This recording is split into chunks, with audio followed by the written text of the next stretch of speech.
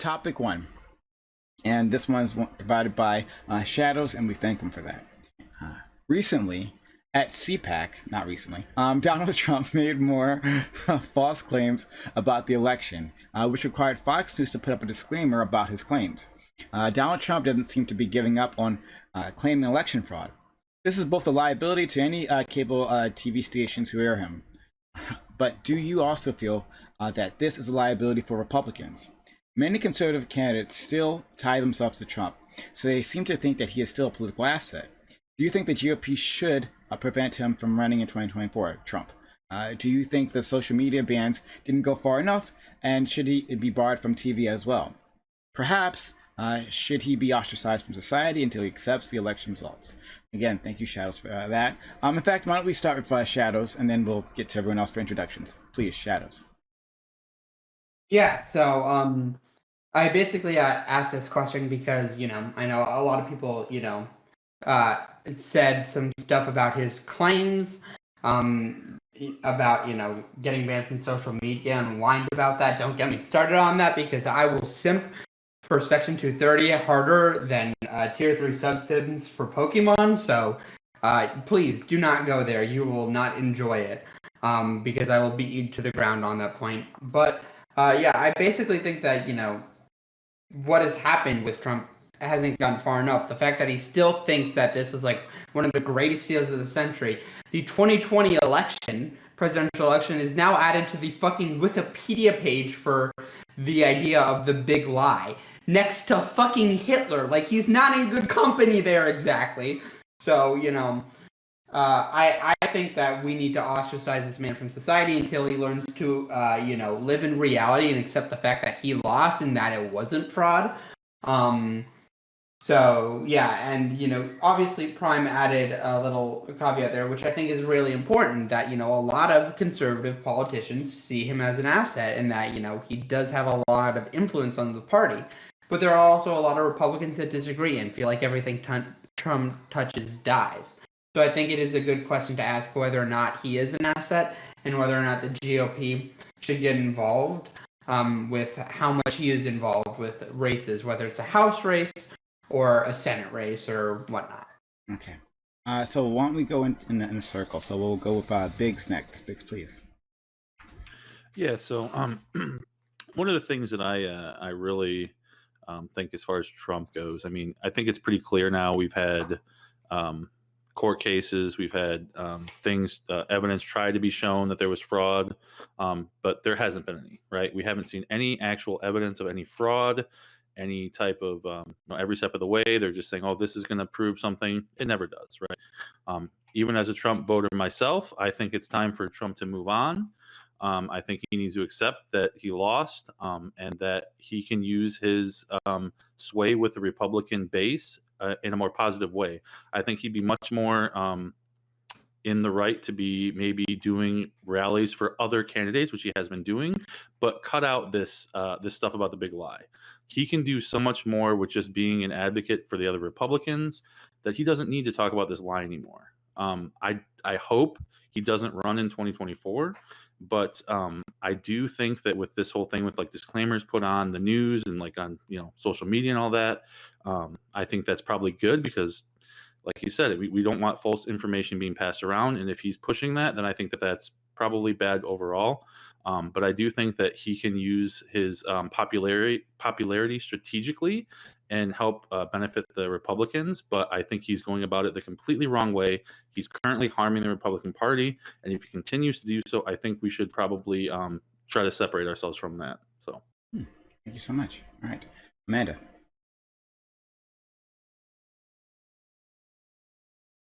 Almost got it. Just a second. Yeah. All right. Yes. Yeah. So obviously Trump can still, run and serve for another term, seems like constitutionally.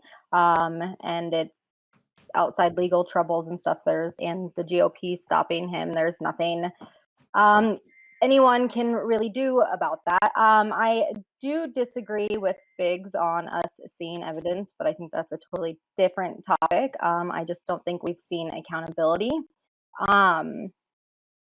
So the other issue here is Trump is sitting in a relatively good position to run for 2024. So I think it is a possibility that he will, and I don't think that we should ignore it. I think we need to take it extremely seriously. I don't know how exactly. I think we saw, the precedents that he set and the things that he would do to be kind of really scary. And so I think a lot of people that don't support him actually genuinely fear him. On the other side of the coin, though, there's people that genuinely support him because they fear the other side, right? Yeah. So I don't know. I think that him running is awful.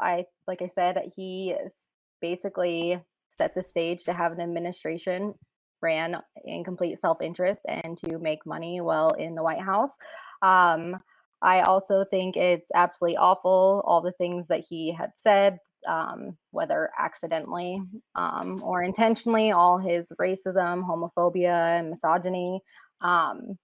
He set a stage and gave a stage to that. And again, whether he did that intentionally or not is another debate, but it happened. So I do think something needs to be done. Okay. All right. Let's go to Malcolm. I pretty much agree with most of what's been said so far. Just the idea that banning him or like deplatforming him from social media obviously like is not enough when he still has a really big influence over the GOP and like the potential of running again, things like this.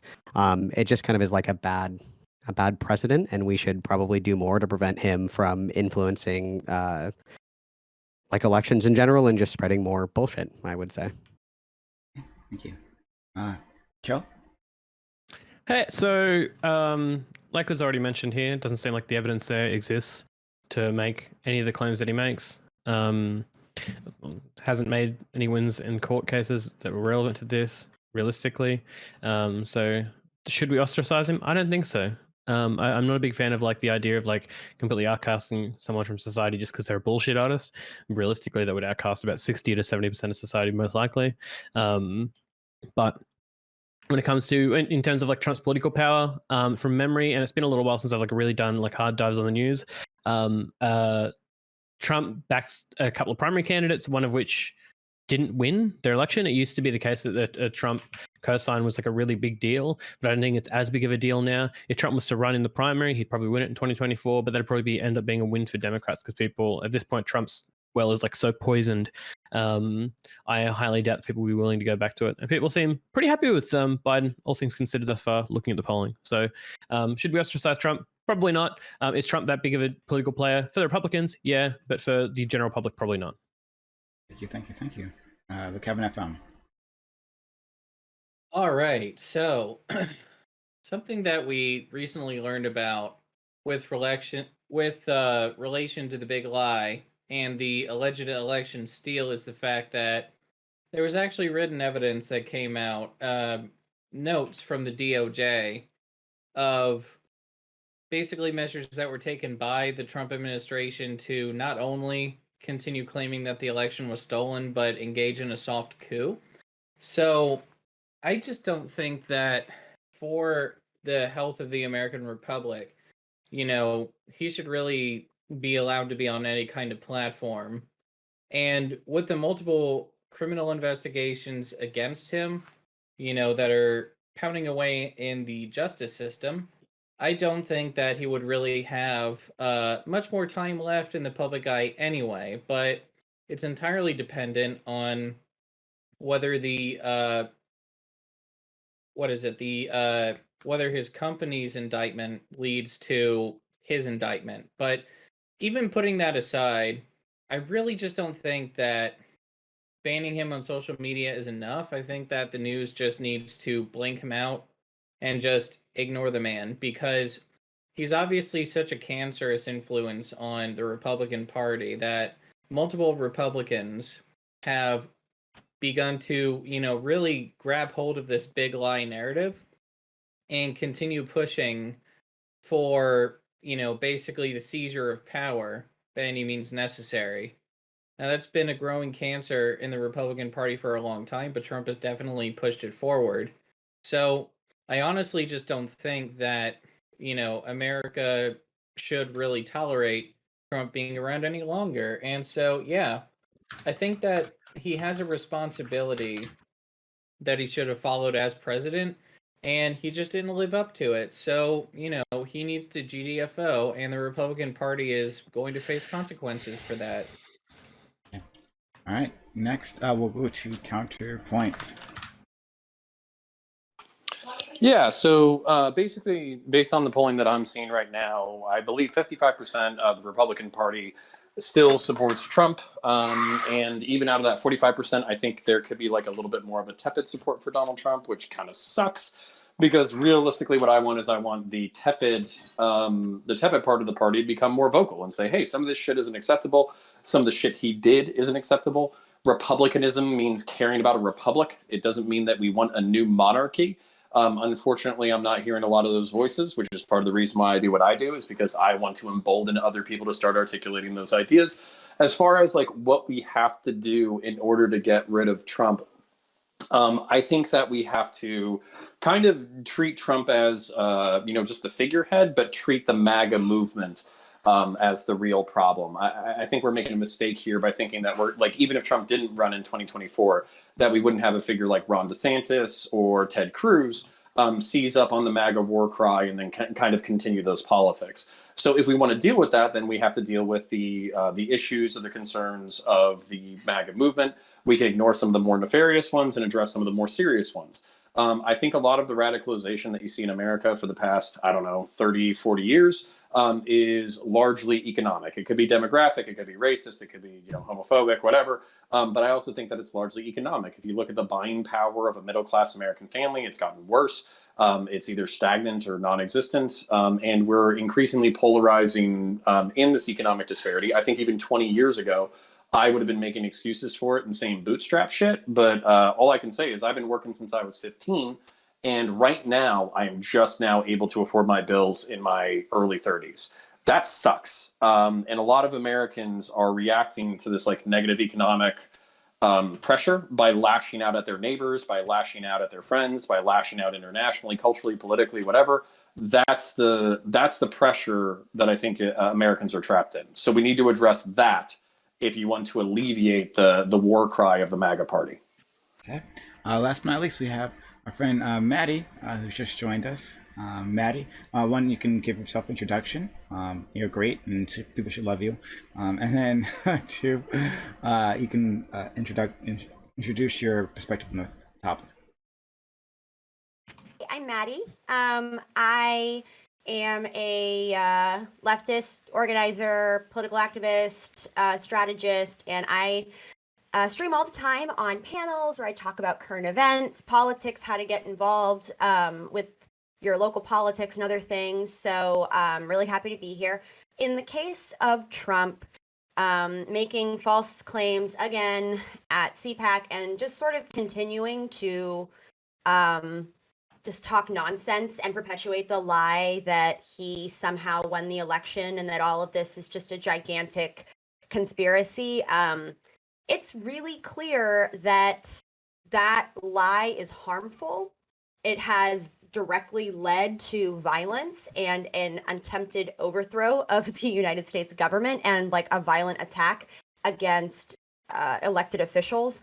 I am honestly really frustrated that there haven't been as many ramifications for those who supported this lie than there have been. I think they largely haven't been held accountable to the extent that they absolutely should, and that would serve to deter this kind of behavior in the future.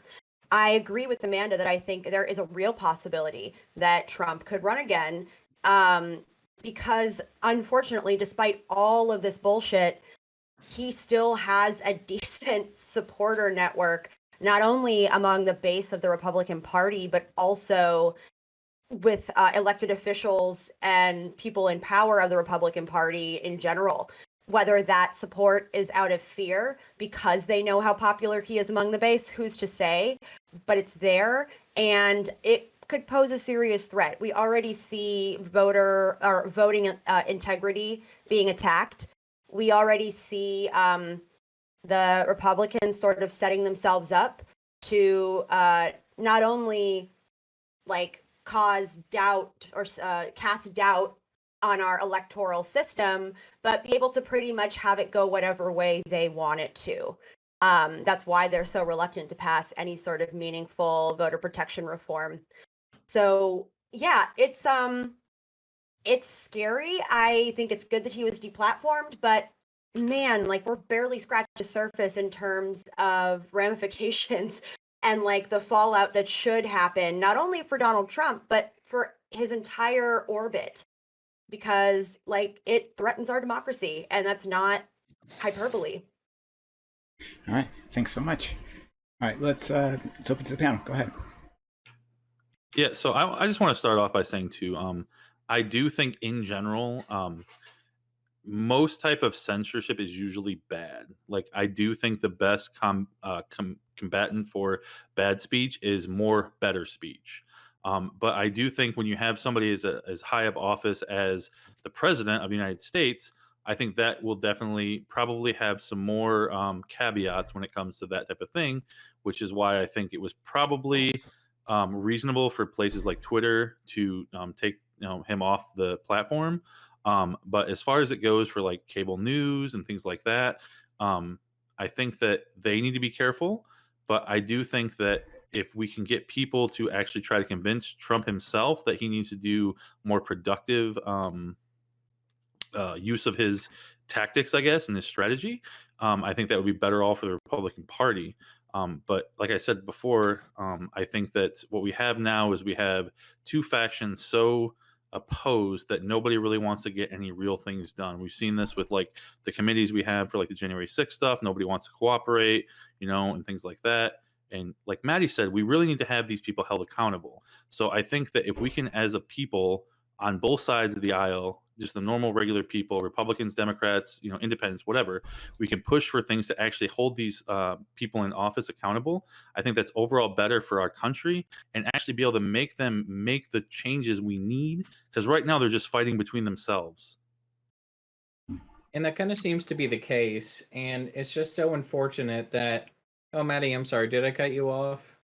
No, I emote a lot, so me like reacting doesn't mean I'm here to talk. I'm so sorry. I'm a cartoon. I will try hard. No, be We love you, you. Maddie. We love you. Maddie, be you.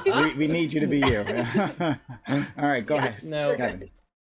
no, it's all good, Maddie. I just thought I heard a noise, so that's why I was checking. But yeah, basically, like, it's just weird because our Constitution does actually have, safeguards for this kind of thing from happening, but I think that with the increasingly like partisan system that we see on Capitol Hill, none of the Congress people really have the political courage to employ that. And I think that's a failing both in terms of Republicans and Democrats. Now, as a staunch leftist, I'm not trying to both sides this argument by any means, but in terms of, for example, even if Trump is gone from the picture, you still have his Weasley little cohorts like Jim Jordan, Ted Cruz. Yeah, Ted Cruz. Sorry. For some reason, my brain thought of Tom Cruise when I meant Ted Cruz, but Wow, that's a really bad slip there. They're I- way different. I've heard. I know. I mean, they're both How like do you end up with they both that? suck, but just in different ways. Yeah. True. I don't know. Not too big of a leap there, but go One ahead, is a buddy. religious fundamentalist, and then the other is Ted Cruz. So Yeah. when it comes, so when it comes to people like that, they're still in power and they're still firmly cemented in those positions of power. Same with Kevin McCarthy in the House. So really, I think that like the Constitution does provide for expulsion of Congress people. And I think that was exercised only a couple times in history. But there are things that we can do about them if they continue to gerrymander the system, if they continue to, basically play dirty in order to continue getting reelected. Like, do you really think that many people in Kentucky really like Mitch McConnell, for God's sake. I don't think so, but you know, I mean, I just think that people need to get grow a spine in both parties and really just fight like they should. Yeah, so I just want to highlight how important it is for election reform to pass, because the way this conversation is going, it makes it seem like we can out-organize gerrymandering and fraud, and organizing is already really hard, and you see how it's not like Democrats are winning up and down, right? So yeah, also just want to highlight that the best way to vote is hand-marked paper ballots. So yay. Wow. Amanda's like concur. singing my gospel right now. I keep telling everyone, I'm like, that should be the most important piece. The Biden administration, that should be like the one thing they really push for, because I'm like, if we could do so much and like pass all this great legislation, but if we don't protect voting rights and we don't reform the system we have to ensure that someone can't prevent, just delete people from the voter rolls and say like, oh, sorry, for no reason, why, if we allow them to continue gerrymandering every single district, especially as we're on the precipice of redistricting, then none of that's going to matter.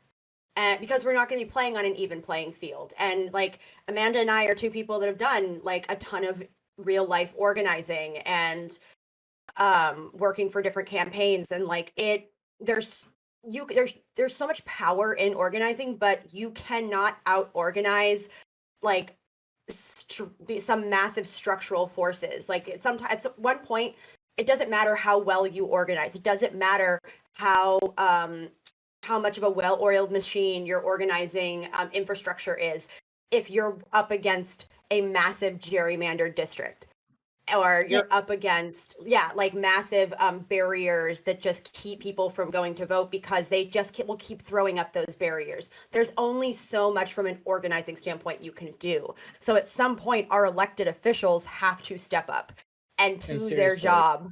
Yeah. But I also want to say that we actually did organize around voter rights. I mean, that was a huge thing that was on the ballot, and that was something that we reached out to voters for, and it's something that definitely needs to be delivered on.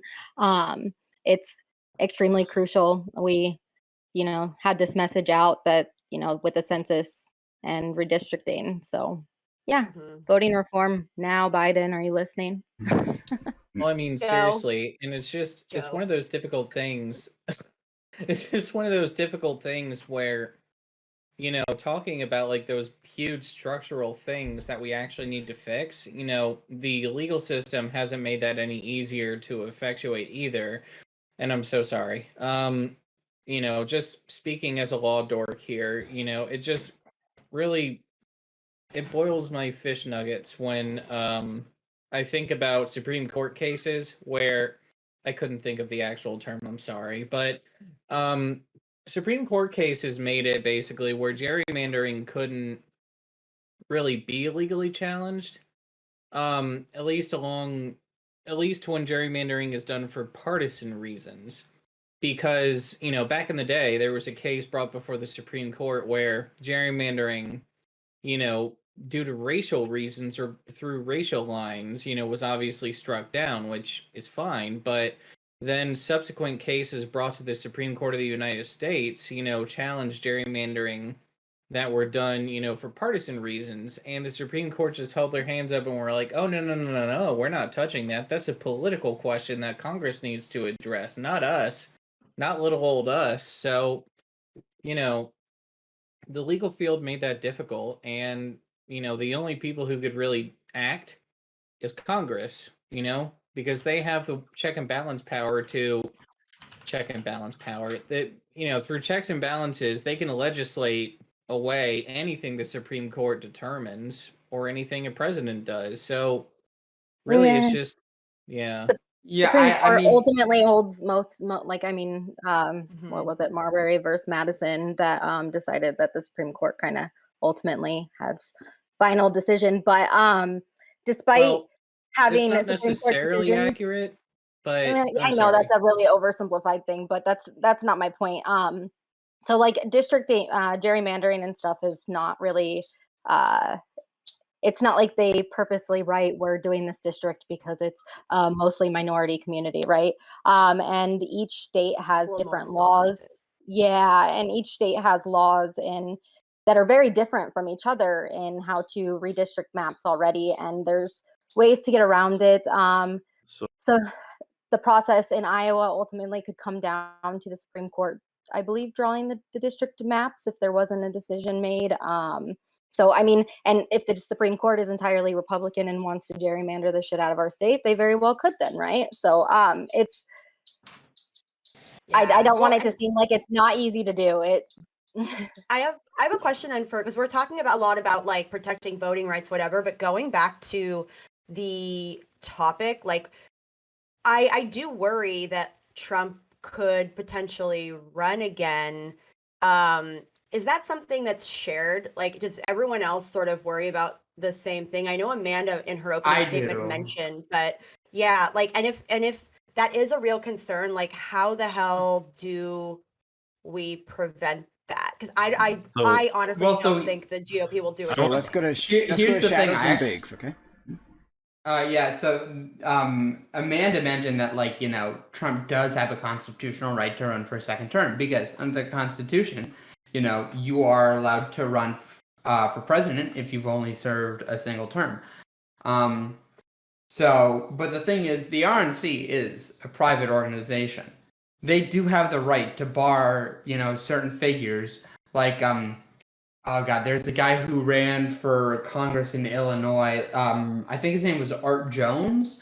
Like, the RNC could easily block Art Jones from running under the Republican Party, because you're not going to want a neo-Nazi running on your party. That's not going to look good. It's like, no, we're going to stop that. They could definitely block Trump if they feel like, you know, that's a liability to let him run under the party. But that is, like, the big problem here is that, like, if he runs independent, like, how many, you know, MAGA people who are part of this, you know, cult of worship for him are going to, you know, not vote for Republican? Like, could this considerably fuck over the party? Could he actually start his own party? Is it possible he pulls a Maxime Bernier and just, you know, makes his own party? Let's go to... Like, that's an actual possibility to consider. Can I just correct one thing? Okay. Sorry. So it would come up to the states actually to decide whether they can, whether they allow someone on the ballot as a Republican or not. And we saw, I think, some of that happen in this past election. But yeah, it's not. Yeah, they all have their different rules, right? Yeah, so it come down to states, not exactly the RNC. Amanda? Oh, it's not up to the RNC? No. It's up to each state. So each state has their, like, you know, state Republicans or state, like in Minnesota, the Democrats, it's like the Democrat and Farmers Party, but that's like the state party for that. They are usually the ones who determine whether or not someone, like, is put on a ballot, at least at the primary level. I think Amanda probably knows the specifics better than Isn't I it do. the state, not State Department, but like the equivalent State that on, the equivalent of that on in the state. Their Secretary of State. Yeah, Department of Elections, or Secretary of State. The election person. But isn't that person supposed to be like and you guys correct me if I'm wrong because I could be completely wrong. But like, doesn't the state itself decide this, right? And then like It's what are the different for each state. It's different. Okay. So like in some states the legislature has more power in others than the Secretary of State, whereas in other states the Secretary of State has more power, of course, in regards to voting and things like that. Like here in Iowa, we saw a Republican Secretary of State go against the what the Republicans wanted, and now there's backlash. So while the RNC can't stop states, they can use their influence with funding and not finance or like help out in regards to that, or help with a coordinated campaign, so to say. Let's go to Biggs. Yeah, so I wanted to touch on Maddie's point with the Trump thing, with him running. Honestly, if I was a Democrat, I would hope that Trump would actually run. I think that because of the amount of backlash and the amount of backlash, especially even after the election and stuff like that, that's happened since then, I think if Trump runs, that's pretty much a slam dunk Democrat win. As long as you put up like somebody reasonable. And my guess, it would either be Kamala Harris or some other, I don't know who else besides her. But even then, I think that as a Republican, I would much rather see somebody else besides Trump. I think Trump's just dead in the water. I don't think if he runs again, I don't think he'll win. I think he's like, why would you want to put a loser up? I mean, honestly, like seriously, like who wants to put a loser? That's why up? he's pushing. That's why he's pushing that lie, because he's like, no, Right, I'm but not the loser, right, right? but I mean, like, I think- doesn't he can't. He's sitting in a better position than anyone else right now, Right. So and I get against Democrats, but like, did you like the last election was really pretty close, and like.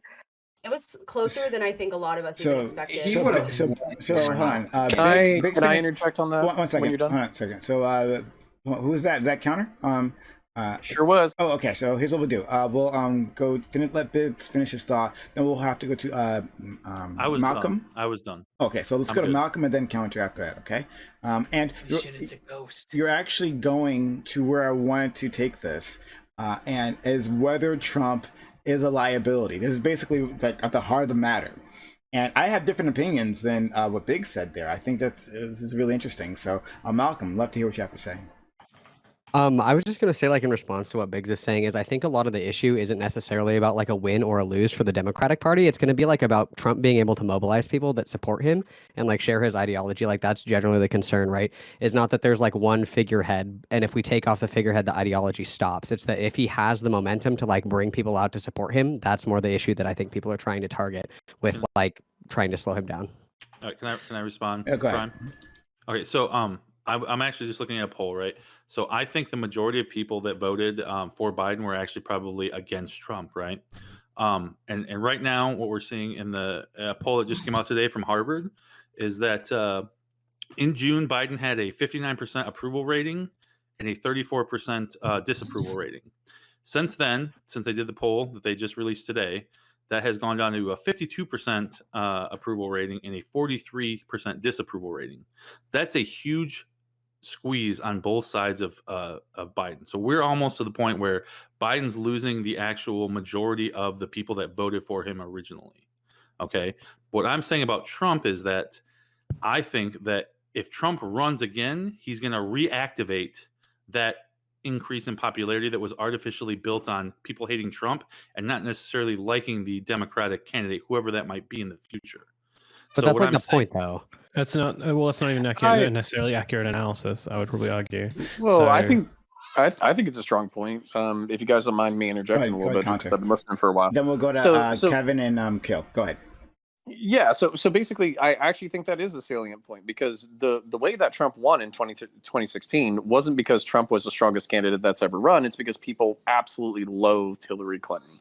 And then it's the same thing with Biden. Biden, the part of the reason why he was picked was because he was the person that could be stomached. And the reason why Bernie wasn't picked, despite being incredibly popular early on, was because they basically were afraid of pushing out the center. So it really was like a center-left coalition that won, Biden the presidency. And then basically what I would say is if you bring back Trump, you might lose the center again. So I actually think Biggs's point here is actually pretty salient. And then the point that I wanted to make earlier, I wanted to actually piggyback off of what was already being said, I believe, by Malcolm, which is like, hey, like we can think about electoral politics, and if you look at the MAGA faction, you're literally talking about a quarter of the voting population, and you're talking about maybe like 20% of the country. That's still a big fucking faction that carries a lot of weight. And when Prime asks, is he an asset or a liability? The truth is he's both. But unfortunately, he seems to be more of an asset than a liability. So you're going to see a whole bunch of Republicans plugging their nose either for Trump to endorse MAGA candidates or for Trump himself to run. And that's what you need to deal with. You need to deal with like MAGA rhetoric, MAGA principles, MAGA policy, and trying to attack that and steal from that political faction. Otherwise, this faction is going to continue to exist regardless of Trump. Let's go to Kevin and then Kill. Oh, that's an adorable cupcake, Keo. It's a lovely cupcake brought in by my lovely partner. Oh, Aw. that's so sweet. I'm a very lucky man. That's so nice. Yeah. But what I was just going to say is that I definitely agree with Connor where, I think the danger of just, leaving it up to chance that, Trump may lose if he ever runs again is that, you have to really consider a number of factors when we're going into this. One of the factors is that, of course, there's that MAGA factor, where people get whipped up into a frenzy and, they vote for him if the Democratic candidate is just as bad as she was in 2016. And I mean, I'm not willing to really leave things up to chance with the Democrats because they seem to never learn their lesson. And then, of course, when it comes to, the MAGA senators, the MAGA House the MAGA House members, and then, just many other people who could easily fill Trump's place, but do it more competently. I think that that's, a great danger that we need to avoid by, I wouldn't say stamp out the big lie with force. Like, I don't want to come across as like authoritarian, but I think, we need to like make some massive changes to our system, the way that Matty Cakes, the way that Amanda, were advocating for, the way that we need to basically just make it so that our elected representatives have a political backbone and cannot bow to, their financial overlords. Can I interject on this though? Okay. Sorry, it's just really quickly. It's like you guys keep bringing stuff up, like we need election reform, and we need to change this, and we need to change that. And no offense, but I think we have like a higher chance of seriously tackling global warming than we do like election reform. Like it's not sexy, it's not easily explainable, it's not a political binary. Like I just don't think that like it's something that everyone can get angry about though. It's like an easy bipartisan Can win. you? Because like, dude, I am completely flaccid over here. Like I don't know. No, I actually love this Well, point. then I'm by- glad you're just I like a imagine dark you'd be room dead right though, now. since you're a bookshelf. That's true. I've actually lost my capacity for erections as a wooden bookcase. So that's actually a really good point. So I actually, or you could say you're always I think this is very much on the candidate side. I actually want, I want to interject something quickly. Then I'm going to go straight to you, Kill. I actually love this point because it's something I've talked about many times before. Is that people love to complain about the elections, right? How our elections are run, how they're unfair, how people are get left out, and the gerrymandering and all of that, right? All the issues that we already know. And they'll complain and complain until the moment the elections are done. And then it disappears and it's gone. We don't have a sustained constituency that is fighting for this. It never happens. How long you've been complaining about for decades? Nothing ever happens. As soon as elections are done, people have already forgotten about it. And so, like, I agree with Counterpoints on this one. Is that like I don't think it's an issue that we'll see much movement on unless something like Titanic happens. And you would think the election of Donald Trump would have been Titanic, but it wasn't. And still here we are. Kyo, please. Okay, so I gotta respond to the initial point about Trump and 2016 and 2020, and then I'll be responding to the point about election reform and popularity. So I might drone on a little bit. I apologize if that's the case. To anyone who followed the race pretty closely in 2016 and 2020, who was following the polling and the demographics of those polling, what you would actually find about it isn't just that it was like anti-Trump, like these pretty like some of those narratives hold pretty true, right? There are a lot of people who came out pretty hard against Trump in favor of Biden because they were scared of Trump. That's true. But in terms of like looking at demographics and shift and who was behind what candidate, right? There's a good reason why Bernie in 2016 did significantly better than Bernie in 2020 did, despite having more awareness about who Bernie Sanders was. And that's because Bernie had wholesale grouping over a particular group of Democrats, the white working class, the poorer side of that party that are white and male and angry. Right? They were totally behind him during the primary. And it's a group that Hillary Clinton did not give a flying fuck about.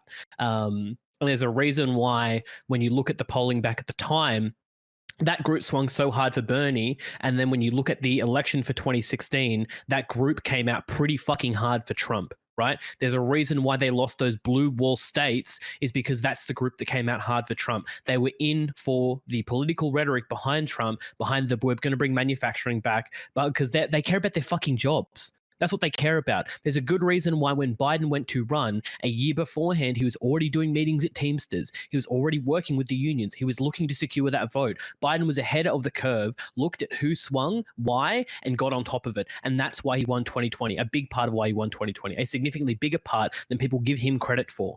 Okay, 2020 and 2016 were an election of demographics, and it's an election of demographics that Biden won.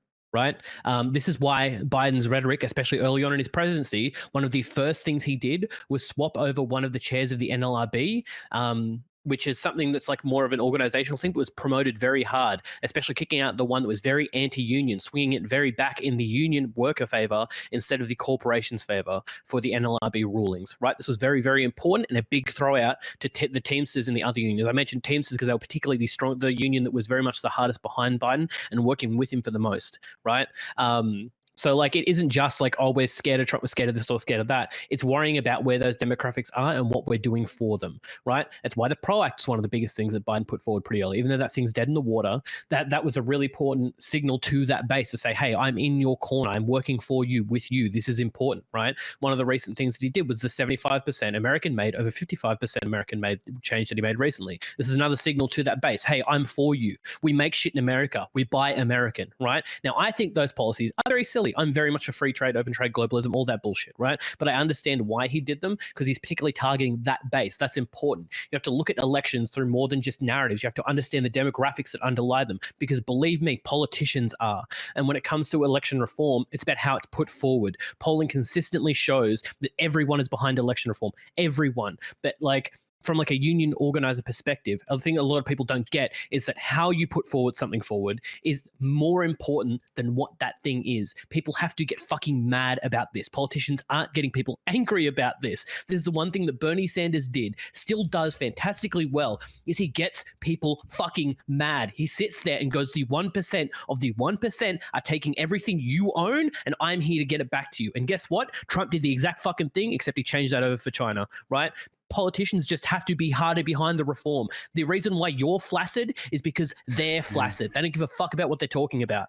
Okay, so I love that we're talking about penises here. My favorite subject. But I want to ask Q something, and then I'll go to Maddie, Cool. Amanda, and Shadows. So Q, so like getting your constituency angry about something, yes, that's great, right?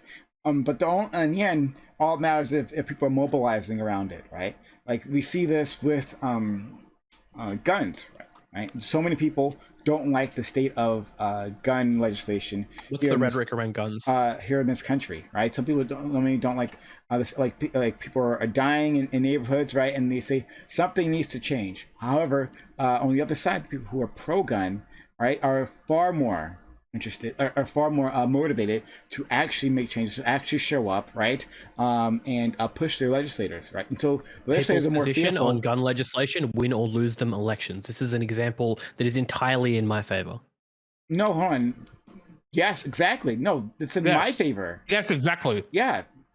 It's the Actually, rhetoric behind it. Everyone, we're going to take your fucking guns, or they're shooting children in the streets, right? People get mad about this. People care about it because of the way it's delivered. Yeah, I know. I'm saying, okay, looking at that, realistically, it's a fucking inane issue. Let me finish. But looking at that, right? That's an example of people actually being motivated. I'm saying that on the election reform side, that you never see any of this, and I'm not sure that you can, because I'm not sure you can get people motivated that way.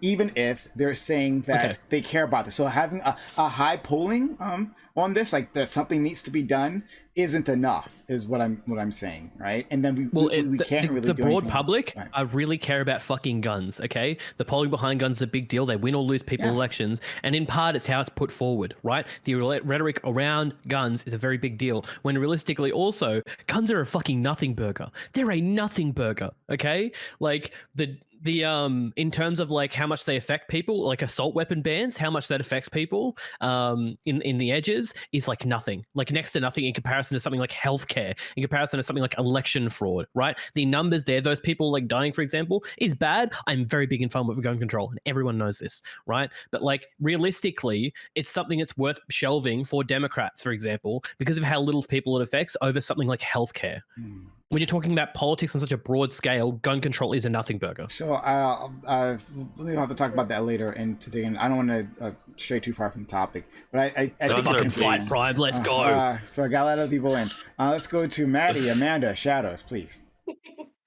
Yeah. So I want to talk about, we're talking about how whether or not there's any sort of case to be afraid or worry that Trump might run or even win in 2024 and the implications of that. And I just want to say that, like, unfortunately, one thing we can take away from 2020 is that for a lot of Republican voters, more so than I think any of us really anticipated, Trump like fumbling the COVID response and like blatantly and openly violating the Constitution, like, by employing his kids in the White House, by enriching himself, whatever, that was still not. I don't think we want to go down the. No. I'm not. No. Okay, well, we can go down the road when you see where I'm going, because when I finish my statement, so we can see, how all these things, that was not enough to convince a lot of voters to not vote for him. He still had a decent base of support. Those people are going to be reliable Republican voters no matter what. So he has that established base regardless of how badly he fucks up.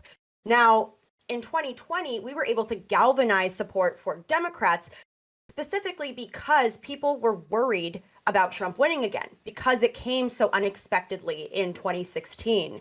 But what I worry about is that after Trump lost to Biden in 2020, I worry that a lot of people will feel less motivated to show up to the polls in 2024 because they view Trump's grasp of power almost as if it's in the rearview mirror. They don't see it really. They think, oh no, we already beat him. We already did that. And it was already that difficult to get people to show up to the polls, especially in states like Georgia, in states like Michigan. So I worry that there's not going to be a guarantee that we can recreate that level of engagement in 2024, particularly if we don't do well in the midterms and if we don't give people a reason to show up in the midterms. I have been actually very pleasantly surprised with the Biden administration, at least in terms of what they've been able to do, but that doesn't mean that I'm not disappointed that they haven't gone further. But I have to remind myself that then again, I am also like way further left than like A, the Biden administration, and B, the majority of Americans. So like my measure of success is vastly different, I think, than what their measure of success is. But I worry that like there may be an enthusiasm gap on the side of the Democrats, and that could pose an issue for allowing someone like Trump to waltz through and run away with an election in the same way that we saw in 2016.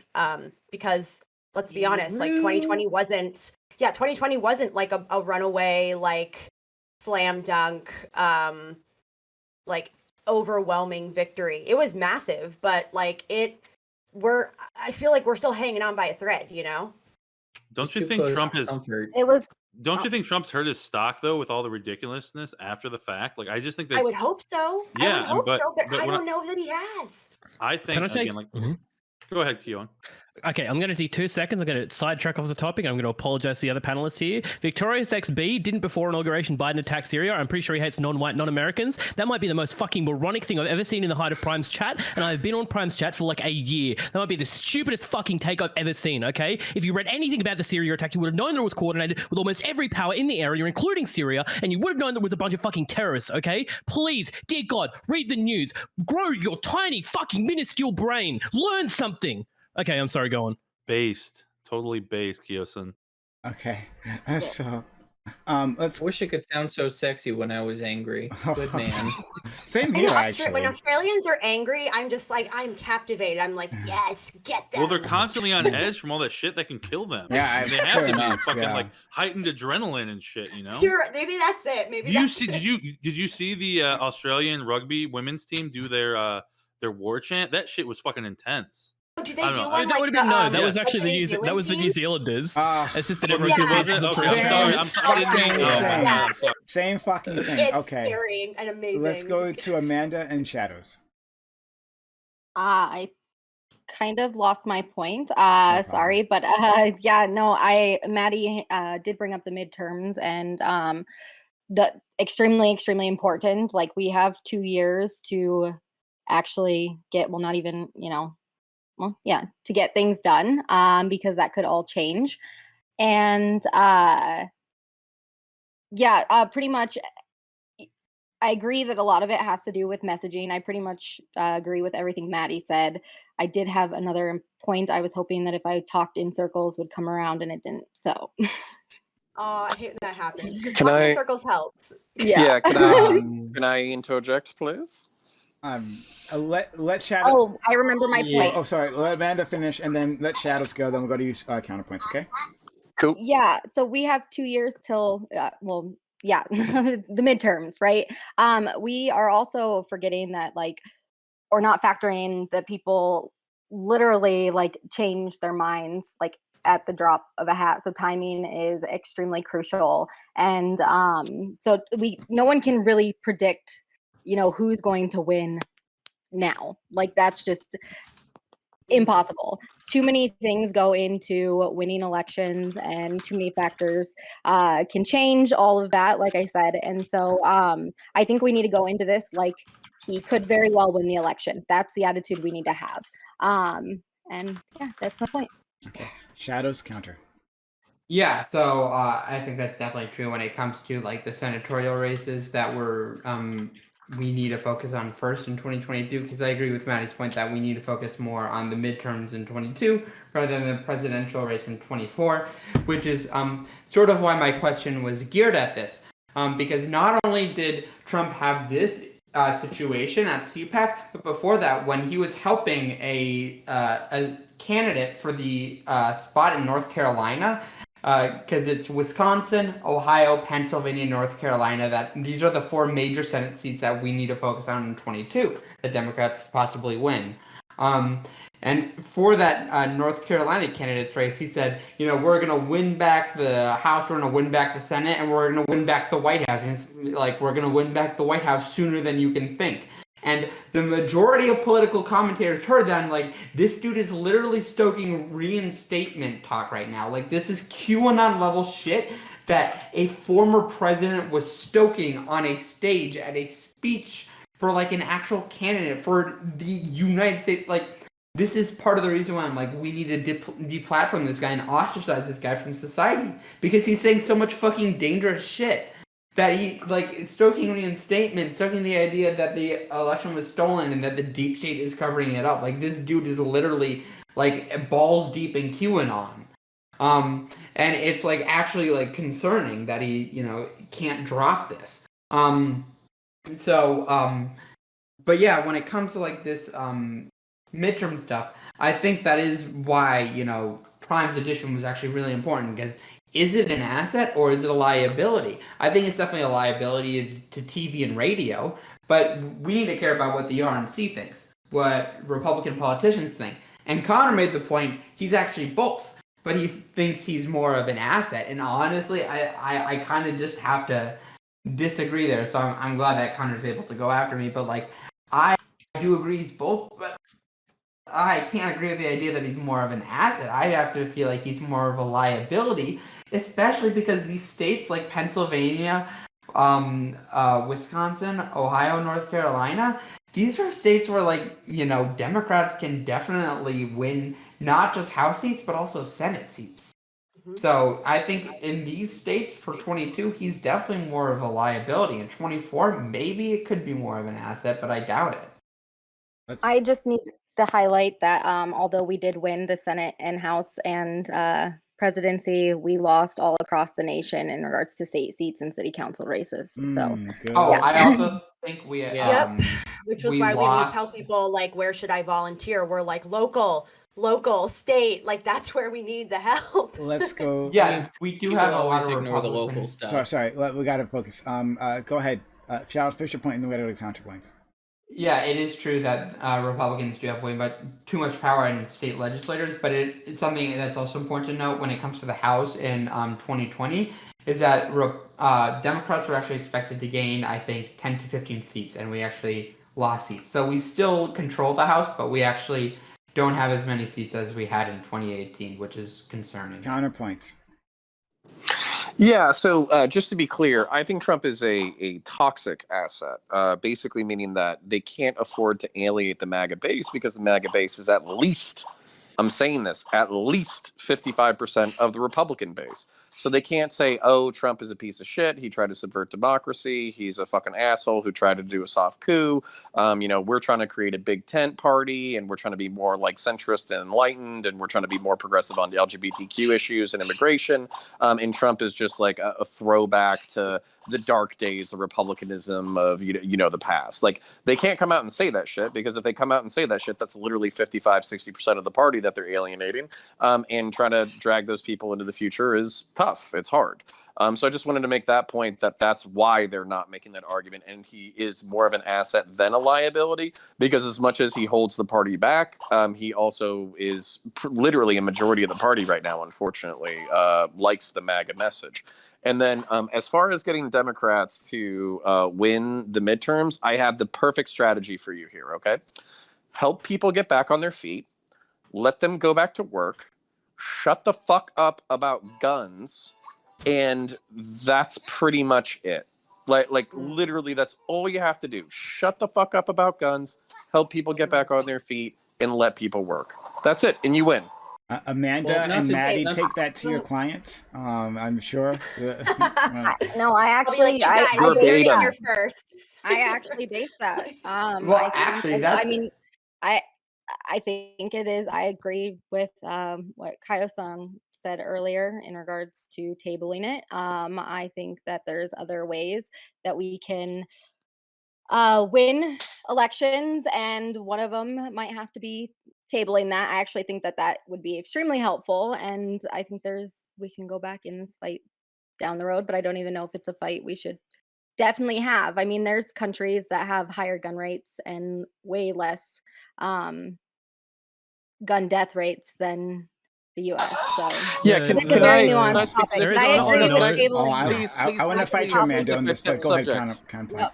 Yeah, this is like my pet subject. So for instance, if you wanted to address, this is something that I think would also be really helpful for Democrats if they wanted to even have the word gun come out of their mouth, is basically like, what are the factors that we can control besides like magazine limits and like assault weapons bans? One, they're ineffectual. Two, they energize the base that hates you. And then three, like they're largely not going to affect statistics, which basically means that your political opponents view this kind of rhetoric as when you give a mouse a cookie. If you let the word gun slip from your mouth, then what you need to talk about is like improving schools, improving education, improving social programs, improving American families, making sure that people have a living wage so they don't feel like they have to turn to crime. That's how you need to talk about, I hate to say it, but you need to talk about the material conditions, not whether or not fucking Jeb can own a fucking AR-15. Because Jeb, if you talk about taking Jeb's fucking AR-15, he's going to show up to the fucking polls. Okay. Just on a quick note, like there's a direct correlation between like amount of guns in circulation and gun deaths. I would hope that I don't have to point that out. It feels like it's almost intuitive. I don't want to. It doesn't matter. Get distracted because I'm gonna fight. Yeah, I mean, we could start a fight on this, but because I disagree with some of this, but I want to stay focused on the topics. I think there's still a lot to be mined here. Kevin, I did want to. Oh, okay. Did you have? Well, Kevin. Yeah, I was going to respond to Connor real quick, if that's okay. All right, respond quick. Then I'm going to go to Kevin, please. One thing I was going to say is that, like, for like 9 out of 10 of that stuff, Biden's doing it. Like the American Family Plan, the child tax credit, I think is like the really big one, and the way that they're setting that up is like really good. It seems to be targeting exactly the right people. Most of what they're doing seems to be targeting exactly the right people. As Biden, I don't know why this is like his pet project, why he feels so fucking strongly about this, but I wish he'd just shut the fuck up about assault rifles. Please, just shut the fuck up. You don't need to talk about guns. You don't need to bring it up. It doesn't need to happen. Okay, I'm very in favor of gun control, but Biden just seems to be obsessed with it. Yeah, so you're right, and if Biden can shut the fuck up about guns, and if leftists can stop tweeting about like fucking white genocide and Mayocide on Twitter, you guys have a real chance. Oh boy! All right, let's go to Kevin, and then was it Maddie? You had your hand up, and then Shadows, and then Amanda. Thank you. So basically, that's right. What I wanted to touch on basically is just I want to share a little bit of a story. So I relate to the octopus very well. Of course you do. And sure. Where else would this go? Sorry. No, go ahead. Go ahead. I have a point, sir. Thank you. But, I was actually vibing with a lot of what Connor was saying, because despite being a spooky bookshelf, he has a lot of wisdom in terms of just how much of a grasp Trump has on people around the country. So QAnon is a big problem. And a lot of the things that have basically cemented themselves around Trump have become a huge problem. I have a QAnon uncle. He believes that the election was stolen, and that's a reality. Just like he believes that Obama was not actually born in America, and that he was bringing the gay agenda, forward and all that stuff. So no matter how much I would try, which I don't try very hard, mind you, you can't really shake those brainworms loose once they've gotten in there. And it's a sort of cult-like mentality, unfortunately. So, I think that in terms of what the Republican Party is, I think that it's just very difficult to really separate Trump from the Republicans because of the fact that he's ingratiated himself and his cult of personality so much into it, where even if you try to ban the man himself, that isn't really going to do much in terms of, basically cutting loose the cancerous influences that he's already seeped into the party.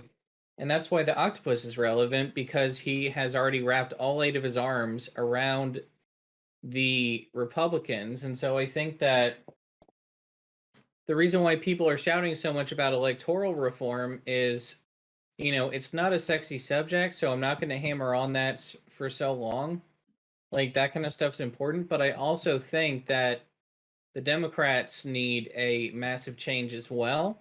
Just because, and this was alluded to with the gun topic, it's just not fun seeing the Republicans run, no offense to Republicans in here, a loony every time an election pops up.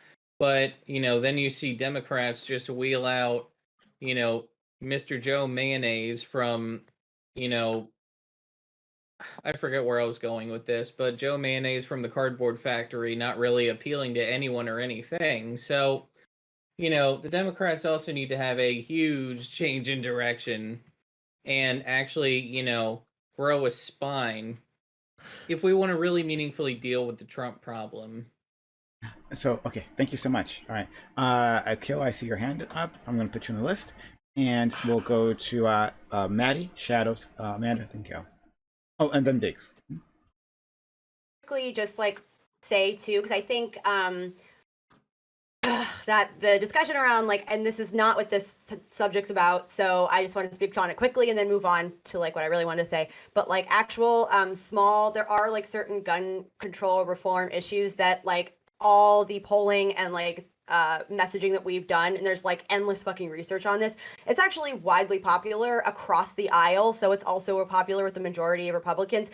And that's not something like banning assault rifles, but things like universal background checks, mandatory waiting periods, etc., and making that more standardized is something that actually is widely popular. And in certain areas of the country, now granted, it's where us coastal elites are. Things like gun control are like something that someone can run on and win and give you an advantage. But I understand that is not the case across the country. Like, I have a lot of family in the Midwest, and they like hunting. And you will not be taking their guns that they use for hunting. So I get that. But I agree that it's really frustrating on the Democrat side. I think they are stuck in this mindset of the late 80s through the late 90s, where it's this sort of like Reaganism light, where they don't want to turn off any of these mythical undecided moderates. And in doing so, only further disenfranchise and alienate what should be their core base of like dedicated Democratic voters, which are people who are marginalized and who suffer the most under this system.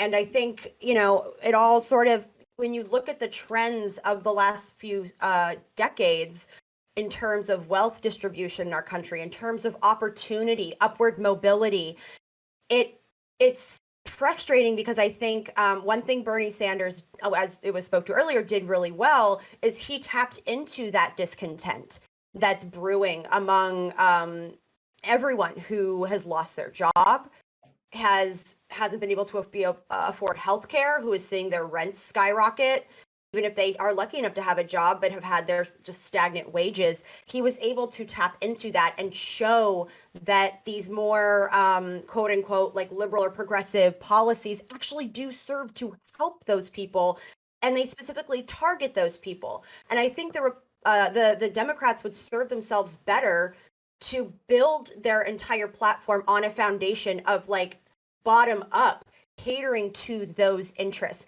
and being a party of the people, of workers, versus like, I don't know, they try to kind of have their foot on both sides, where they're like, oh no, but we're for everything. And I think that only further dilutes their messaging and makes them seem less trustworthy. That's why people keep associating them with like being corporatist. So it's a messaging issue. It's, I think, something that most organizers and activists have been like screaming at the Democratic Party for ages.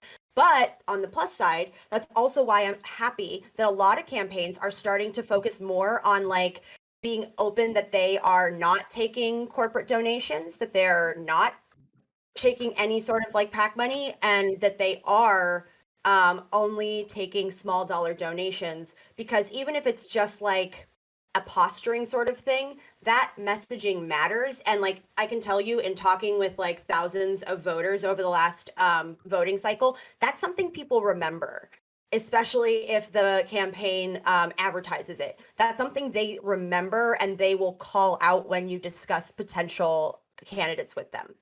So yeah, the Republican or the Democratic Party just needs to like get its act together and get better messaging. Shadows, Amanda, kill Biggs. Yeah, so I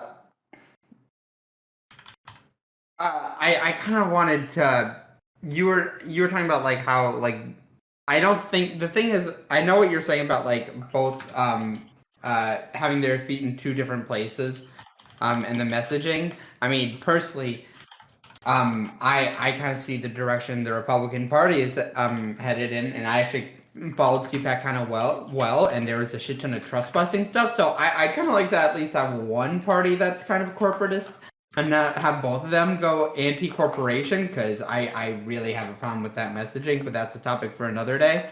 But I think when it comes to like the messaging around guns, I do kind of want to echo Connor's point, because I do think it is, a good idea to, care about getting people back on their feet and shutting the fuck up about guns. Because I think when it comes to that stuff, I think you can be in favor of helping these marginalized groups, helping people get back on their feet, and not having to talk about guns. Like, yeah, it's true that there are Republicans who are in favor of a mandatory waiting period, who want universal background checks. But I'm not sure if this is the best senatorial cycle to, do that, just considering the states that we're vying for.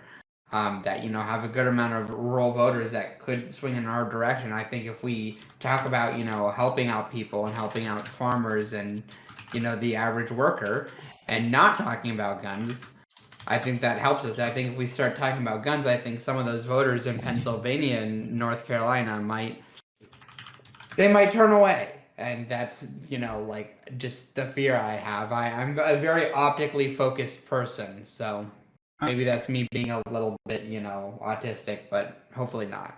Whoever's typing, if you could mute yourself, we can hear you. Oh, sorry, that's me. Oh, no, not a problem. Of course it's you, though. Anyway, moving on.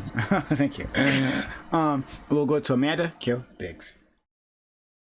Yeah, I love that Maddie brought up the bottom-up strategy. I utilize that in my relational organizing field plan. I think that this conversation is extremely nuanced, and we'd have to isolate people within their demographics in order to talk about how to change these voters. And I think that's something that really needs to be done. And I think that there are some states that are actually making change within this.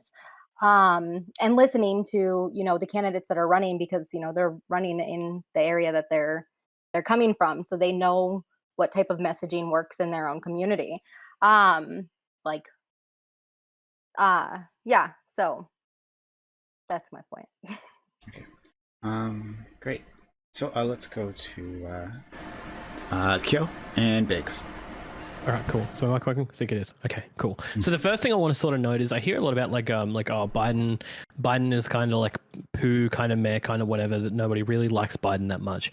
This is really I don't want to say we talk about politics a lot and we get ourselves involved in politics a lot. It's part of being online, terminally online, one might say, right? But for a lot of people, they really, really fucking like a Biden. A lot of people really harken back to that older style of politician who's here to tell you everything's going to be okay. It's fine. We're working on it. Who wants a calmer style of politics? Bernie Sanders doesn't appeal to everyone. I really like him. I think he's fucking sick, right? I love that he gets up there. He's like the 1% of the 1%. It makes me really happy, right? I fucking love hearing that guy talk. Gets me jazzed up. He gets real angry. It's great. A lot of people don't want that.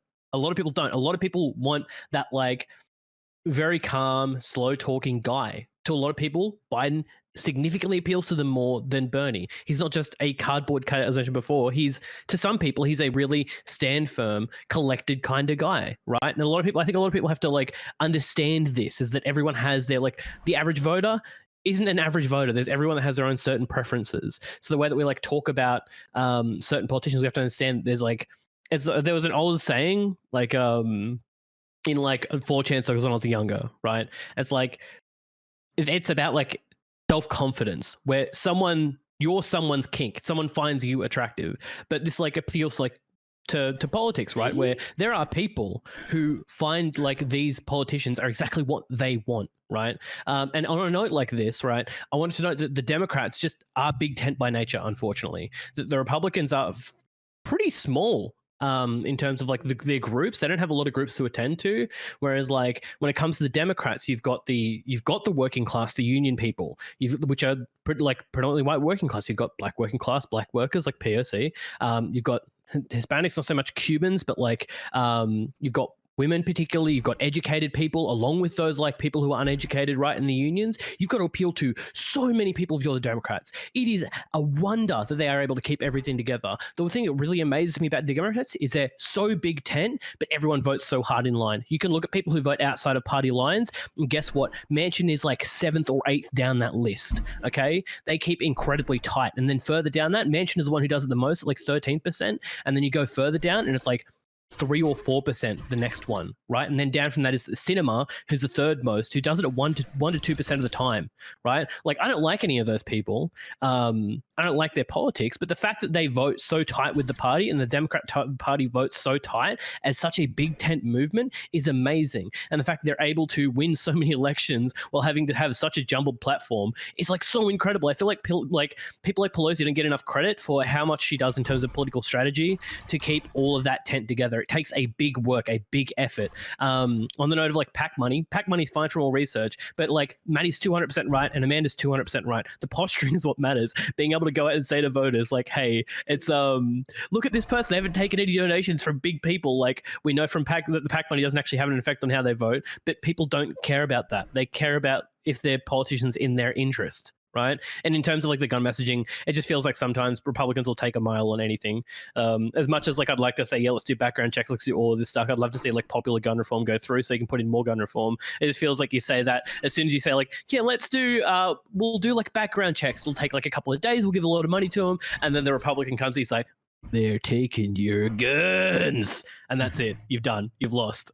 So let's go to Biggs, and then Amanda, did you have your hand up? I'm not sure. Yeah. Amanda, and then Shadows.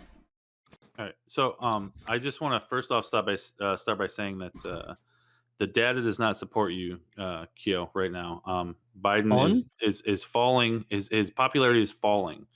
Have you looked at it in quickly. comparison to every other president of the United States? So, okay. So if you look at the actual data we have currently, Yep. From his Harvard, approval rating's falling. Yep.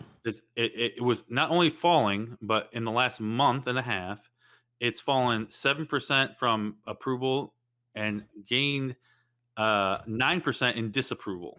Have you looked at it in comparison to recent presidents? I'm just there is one now, person right? who is above him in terms of approval, two people who are above him in terms of approval, Okay. right? And that is, one of those is George Bush, who was significantly below him until 9/11, and the other one is Clinton, whose So, approval what you're rating saying- seems to be so far out of the norm that he was the only president to gain approval consistently over his time in president. I have no idea what that magic that man has, okay? In comparison He's to also the only all other president who got presidents head at the- global law. Wait, so Okay, put what some I want to respect say, on it. okay, just because it's normal for presidents to lose popularity, right? My Biden whole has lost point at a is- substantially slower rate than compared to all other presidents. There's a Okay, reason why you look at so data what I'm saying- comparatively. No. I'm not saying overall, and since you started, but I'm saying in the last month, it's dropped off dramatically. This 1 month span is a dramatic drop off. So now, whatever that is, because I think what happened was that people were very pleased with the continuation of the Project Warp Speed with getting the vaccine out and getting that to as many people as possible. I think we've done a reasonable job. I know there's been some hesitancy from various demographics. You would have to be cherry picking here, by the way. What do you mean? I'm looking at 538. I don't know if you're looking at a particular poll, but Biden's approval rating has been very steady. And So I'm polling looking at the is poll released useful today for, by like, Harvard. trends, Okay, I'm not literally like going with the most. Yeah, so you current look thing. at there's a reason why you look at polling aggregates. Just because you can be cherry picking, like it's not cherry picking data so much. I don't know if you're doing it intentionally, but like you can be picking out like it could be a particularly bad poll. There's like reasons why that can happen. I know that like some places are better than polling in others, but you look at the aggregates. So I just want to say, like, do you agree that his approval rating and his disapproval rating are squeezing, and it's being it's a negative effect on his overall efficiency, right? Would you agree with that at least? The first part about it squeezing, yeah, that's just factually true. Squeezing in comparison to other presidents, no, I would absolutely disagree. I'm just Biden seems to be talking holding about him, significantly good. right? The reason why you look at it comparatively is because you want to see how he's doing compared to everyone else. Because otherwise, like, you can just always say, yeah, they're always popular, they're getting more unpopular, they're getting more unpopular. Every You can say the same situation thing is about fucking different, Trump. Keosin. Every situation is different, right? I think that what happened with Biden was that he was artificially inflated in popularity because everybody hated Trump, which is why I'm saying that when from the Democratic side, I would be ecstatic if I was a Democrat if Trump ran again, because one, he's a loser because he lost, right? And two, because it's actually been a net negative since he was actually the president to begin with. So you're actually starting ahead of the game, right? But what I want to say here is that from what we're talking about, the original topic, which is the whole like censoring and stuff like that, and the media and all that, I think that, again, I'm against censoring for the most part, but I do think we need to have more caveats when it comes to holding people responsible for what their information, especially if it's misinformation or not backed by actual factual evidence, because I'm all about factual evidence, which is why I was trying to point out this study. Obviously, there are aggregate studies and stuff like that, but I was just trying to find the most recent study from today to make that point. So I'll be very clear, right? Is that like that? Here's the thing you could say. But it's not just that, like it's a toxicity that is amplified and given a platform too. So like, let's say worst best case scenario possibly, right? He runs and loses, but he had that entire platform again. So let's go to, oh, well, you already have that, man. So let's go Shadows then. So I want to respond to this idea of like, if I was a Democrat, I'd be ecstatic. First of all, I understand what Biggs is saying, because there are a lot of Democrats who would be like, oh my God, this is a fucking cakewalk now that Trump has decided to run and he's not running as a Republican.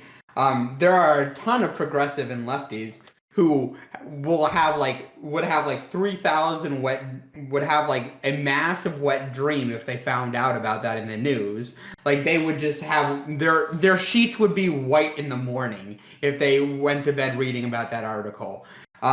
Because like, yeah, it would just be so easy. But the thing is, I'm pushing back against this because I feel like it sets up a precedent, and I feel like if he does that, he's not just gonna like run as an independent or some shit. The dude's gonna create like a MAGA party or an America First party. The idea of an America First party makes me want to throw up in my mouth and shit my pants at the same time. Because I don't want people like Nick Fuentes and Donald Trump to like have their own fucking party. Like that's scary as fuck. And that also just, you know, because of the MAGA base, which is something we're talking about. This is what Connor was talking about. Like they are 55 to 60% of the Republican base. You just turn the entire Republican Party into obscurity if that happened. If Trump also runs in 2024. And the thing is, I actually would like another party to, you know, actually, you know, force the Democrats to be optically smart and be moderate on positions. I like that. Please and thank you. So yeah, I mean that's the only reason why I'm pushing back on that. If that does happen in 2024, yeah, it's probably going to be a cakewalk, and we'll get another, you know, term of a Democratic president, which would be nice. But still, at the end of the day, I think it is important to focus on how this affects 2022. And like I mentioned with the North Carolina campaigning he did, I don't think that that's going to be out of the norm if he continues campaigning for candidates. I think he will do more of this shit where he is like, the election was stolen from us. He might stoke reinstatement talk another time or two. He's going to, you know, continue being this crazy QAnon fucker that he is, because he's a literal megalomaniac. He is like, he's literally Hitler, but orange and ugly. Like, this dude is a serious problem for this country. Okay. I yield my time. Oh boy. So who wants to jump in? I have something I've been trying to say. Malcolm, keep your hand up. I want to make sure I'm not missing you. Oh no, I just had an itch. Sorry. Okay, no problem. Yeah. Speak your heart, Prime. Just assume that I'm always ready to go. Okay. All right, go ahead, Connor. Yeah, so basically, like, yeah, and this is what I'm trying to communicate to y'all. And if I sound like a broken record, I'm sorry, but it's like Trump is not necessarily the problem. I grew up as a Republican. My parents came, you know, I was basically born in Mass, and my parents said, like, yeah, sure, this country has its problems. You know, Republicans might be viewed as the bad guys or whatever, but we're not, you know, we're not racist. We're not, you know, sexist or assholes or whatever, and they're Christian conservatives. So we were kind of, you know, always a little liberal despite being Republicans. And when people talked about basically the Tea Party before the Tea Party existed, or the Tea Party demographics, or they talked about MAGA before MAGA existed, well, I was like, I'm not like that, and I'm a Republican, and I'm, you know, my parents aren't like that, and they're Republicans, and like all this kind of shit. And what I'm telling you is that the centrist and moderates can't come over to the left, whether that's Democrats or leftists. We just can't. There's too much that we don't agree on. But what needs to happen is we need to look at what is driving MAGA that we can compromise with and what we can't. So if you can't compromise on LGBTQ issues, don't. If you can't compromise on, you know, like immigration reform or whatever, then don't. But at the same time, like vilifying these people as like fucking, you know, Nazis, fascists, whatever. Like, even if you think that's true, like, do you think that like these people, like calling them like fucking manipulative, evil, like Trump's a different story, but calling his base a bunch of evil twats? Have you seen what that's done over the past like 5-10 years? All it's done is it's absolutely solidified their fervor. It's reinforced their victim complex. It's reinforced their martyr and persecution complex. So clearly, like whatever this is, like the solidifying of the polarities is not working. And I'm not saying everybody can communicate it with. I literally have a fucking brother-in-law who is anti-vax and he's asthmatic. Okay, like I can't tell you that all of these people can be fucking reached, but some of them can. And that's what I'm trying to ask lefties and progressives and liberals to consider is what can you compromise on, and how do you communicate that to a right-wing person in a way that is actually going to appeal to them? And I'll leave it there. I think that, I mean, I think everyone's had really great points here. I guess I'm leaning more towards Connor. I think Trump is just, for Republicans, he's just like the most dynamic figure they've had in so long, right? True. Like yeah, when the alternative is Ted Cruz, yeah. Or Jeb Bush, right? Jeb, right? Or Jeb. Yeah, I mean, Please clap. If that's Clap for him. if those are That please clap thing makes me so sad because everyone was like literally erupting for the dude, and he was like, "Come on, I'll tell you when to clap at the end. I need to talk." And then everyone's like, "Oh, look at how sad Jeb is," and I'm like, "Oh God, no." That poor dude. Yeah, I know, right? So, but in comparison, still, like beyond that, in comparison, I think Trump, like he has this magnetism about him that is second to none in the party, and he just barely lost, just barely. It was like 43,000 votes across the country, right? In like the swing states, right? Is how he lost. And he might have lost, which is funny. People speculate he might have lost because he kept saying mail-in voting was terrible, and that the people who mail-in voted were Republicans, and they might have scared them away. So he might have lost because of that. But like he was so close, right? So when you call him a loser, right? I call him a loser because fuck that guy. But like in terms of electorally, I don't see there's any reason why he can't win in the next election, right? I think that he has an excellent shot, especially if I don't see the Republicans putting up anyone who is quite like him. All they'll put up is the people who lick his boots, right? So the Republican governor of Florida, right? Ted DeSantis. DeSantis, yeah. Oh, he doesn't lick his boot. He deep throats it. Let's be real here. Deep throats his boot. Exactly that. No, you're exactly right. So he's slobbing that knob so hard, like it's a little gross. Like get a room. Oh no. One thing I do want to say is like the America, like is it like the idea that the America First movement like is Trump? When realistically, a lot of those people have distanced themselves from Trump at this point. They have a lot of other people they're in for, like all the like young groupers fucking hate Trump at this point. They think he's a traitor, right? Is it those disaffected kinds of people still exist? They're just looking for more. Do you say that just because I wiggle a lot? Oh what? Shit! Sorry, I thought my mute. Whoops. Yeah. So the thing I was going to say was that those that disaffected 55% aren't necessarily even behind Trump. And like I mentioned at the very start of this, Trump. Here's what he means might be waning out. Like I said, that recent primary where the candidate he backed lost out to a more establishment candidate. Trump's endorsement used to be a big thing that secured primaries for people. Like full stop. You got the endorsement, you were done. You didn't have to do any more work. And now that's just not as much the case. So I would like to think, maybe I'm being a little bit more idealistic here, but I think Trump's star is like starting to fade. But the thing that scares me more is that 55% might latch on to someone who's significantly worse.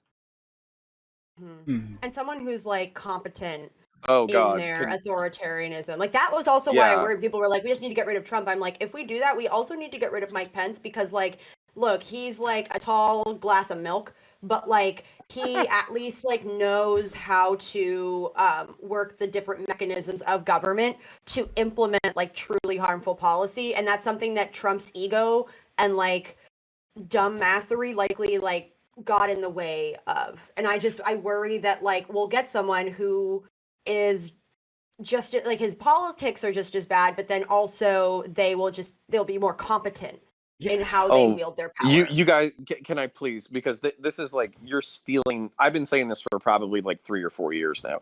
I'm not worried. Like I was never really worried about Trump because like you said, he had like negative policies or whatever, but oftentimes he would trip on his dick while implementing them, whether you're looking at like the Muslim ban or the wall or anything like that. A more cunning a more intuitive political operative, probably could have gotten those things done. But he turned everything into a PR fight. And as a result, like if he was doing some of that stuff quiet on the back end while he was distracting the public with a different fight, he might have gotten more done. But because he always turned everything into a front and stage, like PR fight, he basically lost. So I'm not worried about Trump. I'm worried about a competent Trump.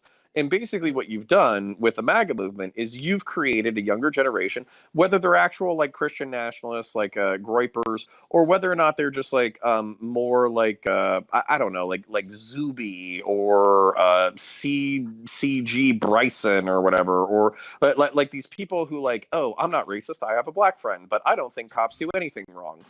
Like that kind of shit. Like regardless of what faction they are in the MAGA movement, whether it's just like pure right-wing reactionary bullshit or if it's like actual Christian nationalism, there will be somebody in the next decade who is going to operate in such a way as to be a competent version of Trump. So that's what I'm saying is like what the left and progressives have to do. Sure, focus on electoralism. If you can get some like election reform passed, sure, whatever, super happy.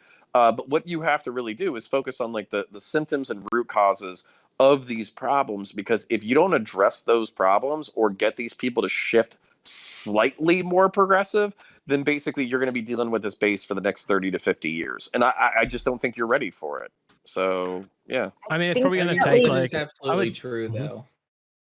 though. Sorry, go on. I was going to say, I think that you can go actually. So to me, it seems like the MAGA movement was sort of born out of that charisma. That there was like a group of people who were worried about like jobs going overseas, and they were sort of behind Trump, and then the rest of them sort of started to line up. Like we understand, like partisanship is like a hell of a fucking drug. People will line up behind like a partisan leader. Especially like we saw it with Trump. Like the people who were polled beforehand didn't have these positions, and afterwards, since Trump came out, Trump was the leader of the party. Everyone gets in line behind the leader. The partisanship worked, and it was pulled in, right? Especially with the amount of like Republicans who were behind Trump and said that the January 6th coup was okay, right? What it's going to need is for the Republican Party to get another charismatic person to center it back in, for them to pull their shit back in. They can lead those voters by the nose because they were led in the nose in the first place. I do not believe that those people were just there hiding. I don't think that's the case. I think those people have been like led by the nose to think these things are okay, to sort of like come more in line against their cognitive dissonance with the party, like getting up and rally behind the leader effect. And what they need is just another charismatic person to pull them back in to be a bit more moderate. But I doubt that's going to happen because the Republican Party are a boring sack of old potatoes. Shadows. So, something to keep in mind, because I know this was mentioned more than once, the special House election where the Trump-endorsed candidate lost to the moderate Elsie. The candidate, Wright, Susan Wright, who's endorsed by Trump, that was the husband of the Congressman Ron Wright. And guess why Ron Wright is no longer in office? He died because of COVID. So, this is a very special situation where Trump's mishandling of COVID and his messaging around COVID was, a big part of it. And he had awful messaging. He said it's the same as the flu up until, mid-April. And that was like, he was saying it's the same as a flu 2 days up until he said states have full authority, which he should have said after the first COVID death. But so it's a very special case, but it's also because I remember seeing this, and there's someone who invoked Rick Wilson, who wrote a book about this Trump. It's called "Everything Trump Touches Dies."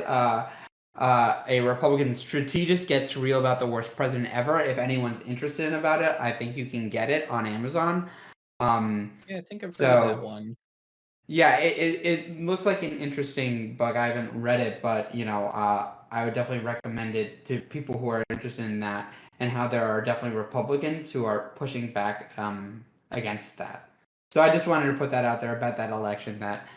That was very special because not only is it the wife of the former candidate, but it's also like Trump's handling of COVID played a big part into it. I don't know if how many voters are out there going like fucking, oh, dude, his candidate died of COVID and Trump was behind that. Like he didn't agree with COVID. Like, I don't know if I could vote for this person. Like, no, I don't think like the average voter is like going like that. What I'm saying is most Republicans would not care about Trump's mishandling of COVID. Like this would not play a part in most other House elections. It only did in this one instance. Yeah, I'm just like, I don't know if like the people who would have been behind that person would have changed their vote if like Trump hadn't mishandled it, or if that person's husband hadn't died, or any of that stuff. I don't know if that's really going to affect how many voters that's going to affect. I don't know if it's like a lot. I don't know if they even understand that. They probably just see the R next to the name and the Trump endorsement. I think talking about messaging and strategy and stuff leads really well into the next topic, because how will the message be sent out when millions of people are, well, they already started getting evicted and stuff, and Yeah. Democrats are pretty much kind of setting us up to fail the midterms, is how I feel currently. But I think it's also very nuanced, and a lot of that has to do with public not really understanding the process and all the steps that were already somewhat taken to avoid this that did not happen, or that did happen, So but let's not successfully. so let's actually go into the next topic. Before we do that, if you're here, you're new, you're enjoying this conversation, please do myself and you a favor and hit that follow button right now. Make sure notifications are on, because we do this all the time, 6 days a week. Don't want you to miss out. So hit that follow button right this second if you haven't done so before. And just quickly, I want to thank people who have been gifting. Thank you, Leah, for that one sub earlier. Thank you, Essay, for 500 bits. For Kyo's rant, apparently that inspired that. Thank you so much. Thank you, Gringo Guapo, for 1,000 bits as well. Really appreciate that. And our friend Counterpoints for gifting 5 high tier 1 gift subs to the channel. That's amazing. Expensive. Yeah. Long overdue. Long overdue. Thank you for that investment here. Okay, so let's move on to the next topic. House Democrats failed to extend the eviction moratorium that has kept many renters in their homes during the pandemic. The White House dragged its feet on trying to extend the moratorium themselves after the Supreme Court blocked a possible route through the CDC. Then, just before the House was to go into a 7-week recess, the Biden administration asked Congress to act. Despite the emergency, Congress still left for vacation. Is this a sign of Democrats' actual commitment to low income and the unhoused? Do Republicans have a point when they say that Democrats only pretend to care about low-income citizens, but never actually deliver for them? If Democrats can't act when there is a clear national emergency, when can they be expected to do anything for the poor? All right, this is a thing that was making me a bit angry. It looks like the Democrats, and not just the House Democrats, but the White House itself, completely dropped the ball on this. And I'm not sure whether they've ever cared to begin with for this particular issue. I really want to dig into this. Yeah, and do Republicans have a point when they say call bullshit on Democrats and their commitments? All right, so why don't we start with our good friend Kill? I wish I fucking knew which one of the fucking Dems weren't fucking voting for this fucking bill. Fuck them, fucking Pelosi fucking covering for them. And I understand why they're probably in fucking moderate seats, but fuck, dude, fuck these cunts. I'm so sick of this shit. Just, if you're not going to do the moratorium, you have to do something. You can't just let people get fucking evicted from their houses. Last time I checked, like last year, it was 45% of people on average were up for eviction if these moratoriums don't go through. Like, I understand the political strategy behind covering for it, but fuck these particular House members who are covering for this shit. I can't believe it. Like, why? This is such an easy win. Let's go, Kevin. I mean, for real, honestly, just in terms of how the Democrats are handling this is really disastrous. It was handled disastrously even beforehand.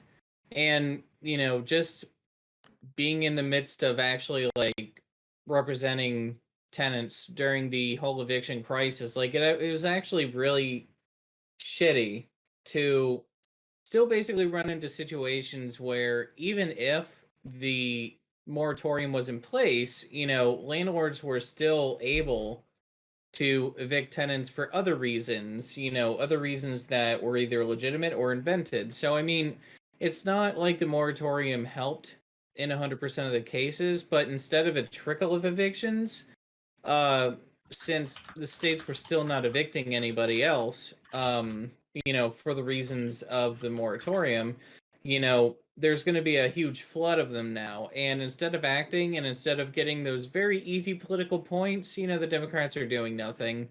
I will say, though, I really don't care what the Republicans say on this issue. And that's just because of the fact that while it is accurate for them to say that the Democrats really don't care about the unhoused populations. That doesn't change the fact that they don't either.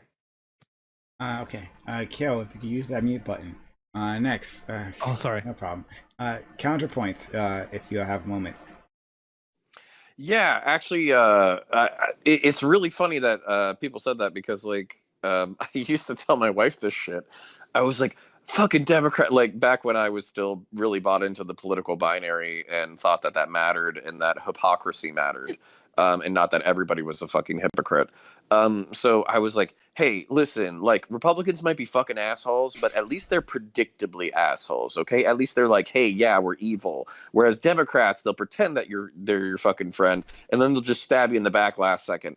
And like, I can't imagine how frustrating it has to be to like at least like my side is like, yeah, we don't give a fuck about poor people. Yeah, we don't give a fuck about the homeless. Yeah, whatever. We just want lower taxes and we just want rich people to be rich. Like, at least they're like openly evil. Whereas like Democrats, like they're like, oh yeah, we care about everybody. We do this, we do that. And like, I can't imagine anything more fucking frustrating.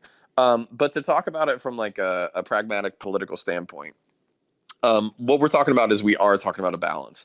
I don't know. I think COVID vaccinations have been available for a prolonged period. I think that people should have had an opportunity by now. I think I've been vaccinated for probably about 2 months now, and I was in one of the lower age categories.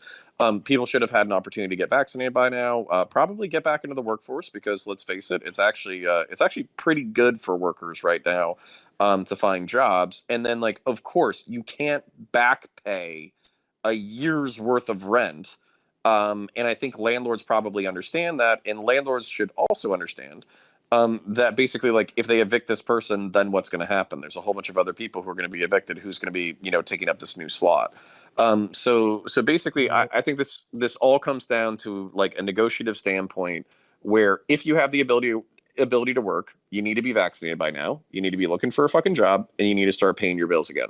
I'm looking at that same situation. For me, I postponed some bills during COVID. I am no longer postponing those bills because I fucking can't anymore. I have to get back on the horse. So that's kind of where we have to balance economics, human well-being, and I'm sorry. I'm sorry to you lefties. I'm sorry that the Democrats are your team because they suck. Biggs. Yeah, so I personally am of the opinion that the eviction moratorium has gone on longer than it should have originally. I think that when we instituted the additional unemployment pay, I think that was a pretty reasonable push for people to actually be able to keep up on their debts and keep up on their rents and things like that. I think if people were not doing that, hopefully they were saving that money, and then so they would be able to provide for themselves once this moratorium ended. If you look at the actual amount that we paid, we in the extra unemployment benefits, they paid everybody $15 an hour for 40-hour work weeks for $600 a week, and that was on top of whatever you would make for your normal unemployment pay. Obviously, I'm talking about people that were actually able to pay their rents within this ability. I think that there are people that weren't able to do that, and I think those people should be helped. But I think that the amount of people that are actually affected by this is actually being a little bit overblown. Most of the things that I was able to find when researching this was like just people just saying that they might be susceptible to eviction, not actually like evicted or anything like that. So we'll have to see what actually happens when the numbers come out.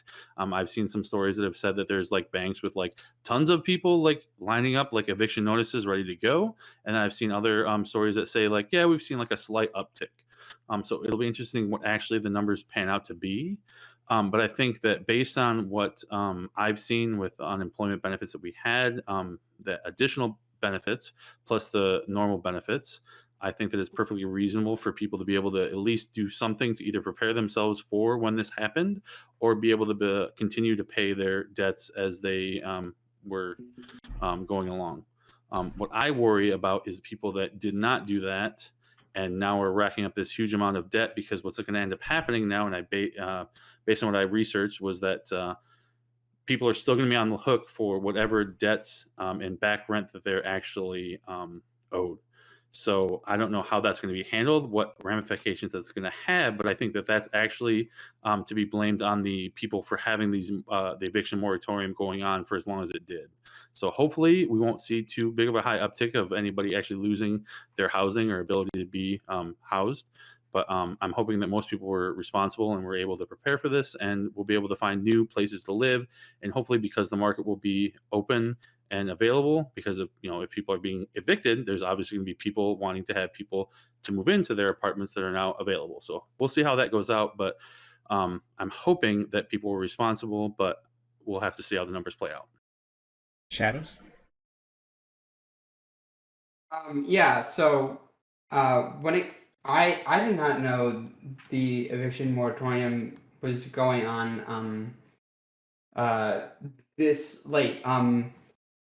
So because I did not know it was still active, but I do know that people actually have been paying their rent and mortgages, and it's actually not that much lower than it was pre-COVID-19 when you look at 2019 numbers. In 2019 numbers, it's about 82% paid their mortgages on time. And if you look at 2021, it's 80% in May and 77% in June. So it looks like people are getting back on track to, paying their mortgages on time, and people are, actually paying them. So I think Biggs is actually partly correct here in the sense that, people are paying their mortgages and things are getting back to normal. And, obviously the housing market isn't great because, there's only so many apartments because we have so many fucking NIMBY came back. Oh, the character is a neighborhood. Ugh. When the Globe people get in power, you don't have to worry about that anymore. Trust me, when my people get in power. But we'll get rid of those, yappers caring about characters of neighborhoods. But memes aside, I do think that the job market is pretty good, and there is an opportunity for people to get jobs now. So I don't think this should hurt too many people. If there are people who have unfortunately lost their job because of COVID, hopefully they were able to find one. They are able to find one, or have been since the summer started. And I don't think this will actually affect too many people, thankfully. And if I'm wrong about that, then that's kind of scary. But yeah, I generally don't think this will affect too many people. Maddie. Yeah, the negative impact of the moratorium expiring can't be overstated. This will have sweeping effects. More lives are going to be upended. Families are going to be thrown into disarray. And there are going to be more people living on the street because of this happening. This is something that we've been kind of kicking the can down the road. And the Biden administration simply just didn't act. They didn't do enough to prevent this. I think maybe they were hoping that it just wouldn't be as bad, but it's here. And this is something that is directly threatening millions of people's lives. The White House tossing it back to Congress right before Congress went on recess is a pretty transparent flailing attempt to just direct the blame elsewhere, saying, oh, it's actually Congress needs to act. I think that's a pretty transparent move, and it makes me really disappointed because they've otherwise had so many great, the White House has actually done a lot of really great things for people coming out of the pandemic. So I was extremely disappointed to see them not take this as seriously. They could have made this a priority. They could have protected the millions of people at risk of losing their homes, just at risk of no longer having a roof over their head. And if we want to look for possible solutions, I think we should look to how other countries managed this situation during the pandemic, because this isn't a situation that is unique to the United States. There were plenty of other countries that dealt with the exact same economic struggle and with the goal of keeping people in their homes, of alleviating the stresses and financial struggles that came with something like COVID-19. For example, France paused both rent payments and mortgage payments while issuing monthly relief checks to their citizens at the height of the pandemic. That ensured that not only was capital still flowing back into the market so that their economy was kept running in the short term, because obviously we saw, I mean, if you own any stocks at all or just look at the stock market, there was a sharp drop. I was someone who was laid off during the recession or during the pandemic. So as long they ensured that capital was still flowing, and they prevented a potential social and economic catastrophe of millions losing their housing in a small period of time. Because even if you want to take the pure, like, you know, cold, just economic impact view of the situation, millions of people just like being evicted all at once, that is real bad for our economy and like is a significant threat. So perhaps we should be focused on prioritizing keeping people in their homes. And if it's a question of compensating landlords for back rent, I like what California is doing, where they are paying rent for a lot of people because a lot of people qualify. But I mean, it seems like their North Star, or at least what they're prioritizing, is keeping people in their homes. And I think that should be the priority. And we can focus on, okay, well, then how do we make that work from a financial standpoint to ensure that we're also not damaging industry, whatever. That's how I see this. And I look forward to this discussion. And also, oh my God, thank you, Demon Mama, for the raid. Holy shit. Nice. Okay. All right. Let's go. Oh, that's poggers as fuck. Well, let's go to Amanda. Yeah. My turn. Mhm. Sorry. Oh yeah. So I hate the way this question's framed. It's placing blame too specifically on certain parties and people. So legislation only a few days ago was to be voted on and was blocked by both Democrats and Republican members of the House after only being given 1 day notice to pass this legislation. So House members aren't really covering. It was just all around. Posturing wise, though, at the very least, and passing a 2-week stay until they reconvene would have been really beneficial for a lot of people. I think waiting to see how many are affected is an absolutely horrific approach. Landlords have already started the process of evictions. Many landlords already didn't renew leases during the pandemic, so they could avoid the evictions. Landlords are also losing protections from banks, so they're also falling behind. A big issue here is states have been slow to spend the $45.5 billion that was approved for rental assistance by Congress earlier this year. And the reason for so slow spending isn't black and white, but a lot of people that need this rental assistance doesn't have access to this information. So I think landlords also failed. They should have been giving tenants info. And yeah, like I said, I think everyone failed here. Maddie brought up California. I want to bring up Seattle. So Seattle City Council extended their moratorium until September.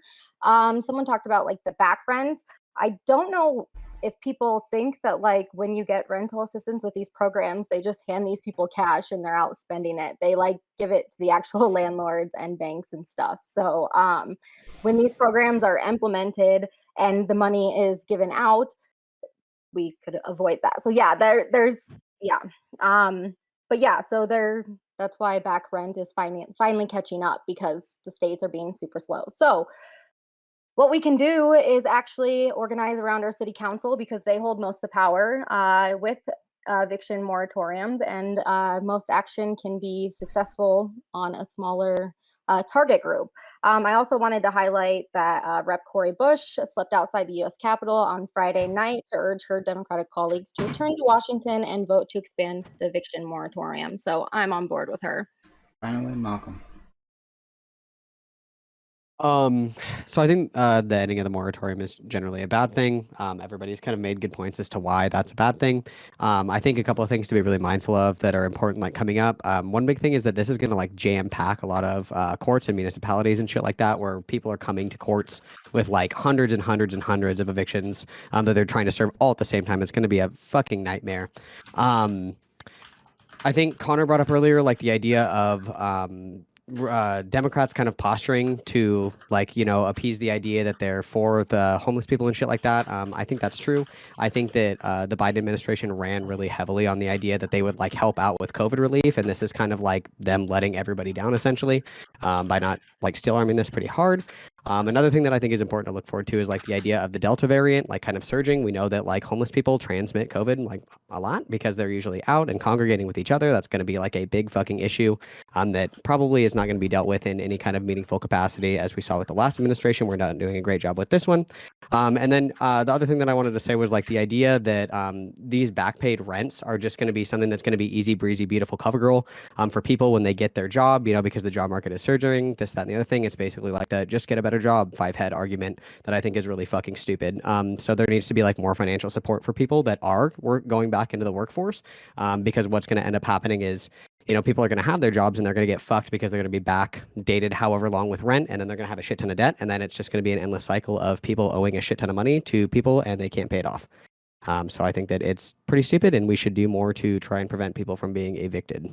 Okay. And that's all. All right. Open to the panel, but Biggs, you had your hand up. Yeah, so I don't understand why we think that the extending the moratorium is a good idea. Like, it's literally just, it's the exact definition of kicking the can down the road. You understand these people are still going to be responsible for any debts they incur, and it's literally just causing more problems on the overall economic issue if we keep pushing it further and further and people getting more and more in debt. I think that and again, I don't know if it's specifically for like higher level income areas where the additional unemployment and their actual unemployment can't match what their rent is. But I think those people maybe have some type of relief that they should be provided just because of like whatever their circumstances are. But I think for the most part, like we literally had people paid $15 an hour to at the base level if they had unemployment. That was not including what they actually made for their actual unemployment. So that's where I have an issue. But I think that eventually we're going to have to deal with this problem.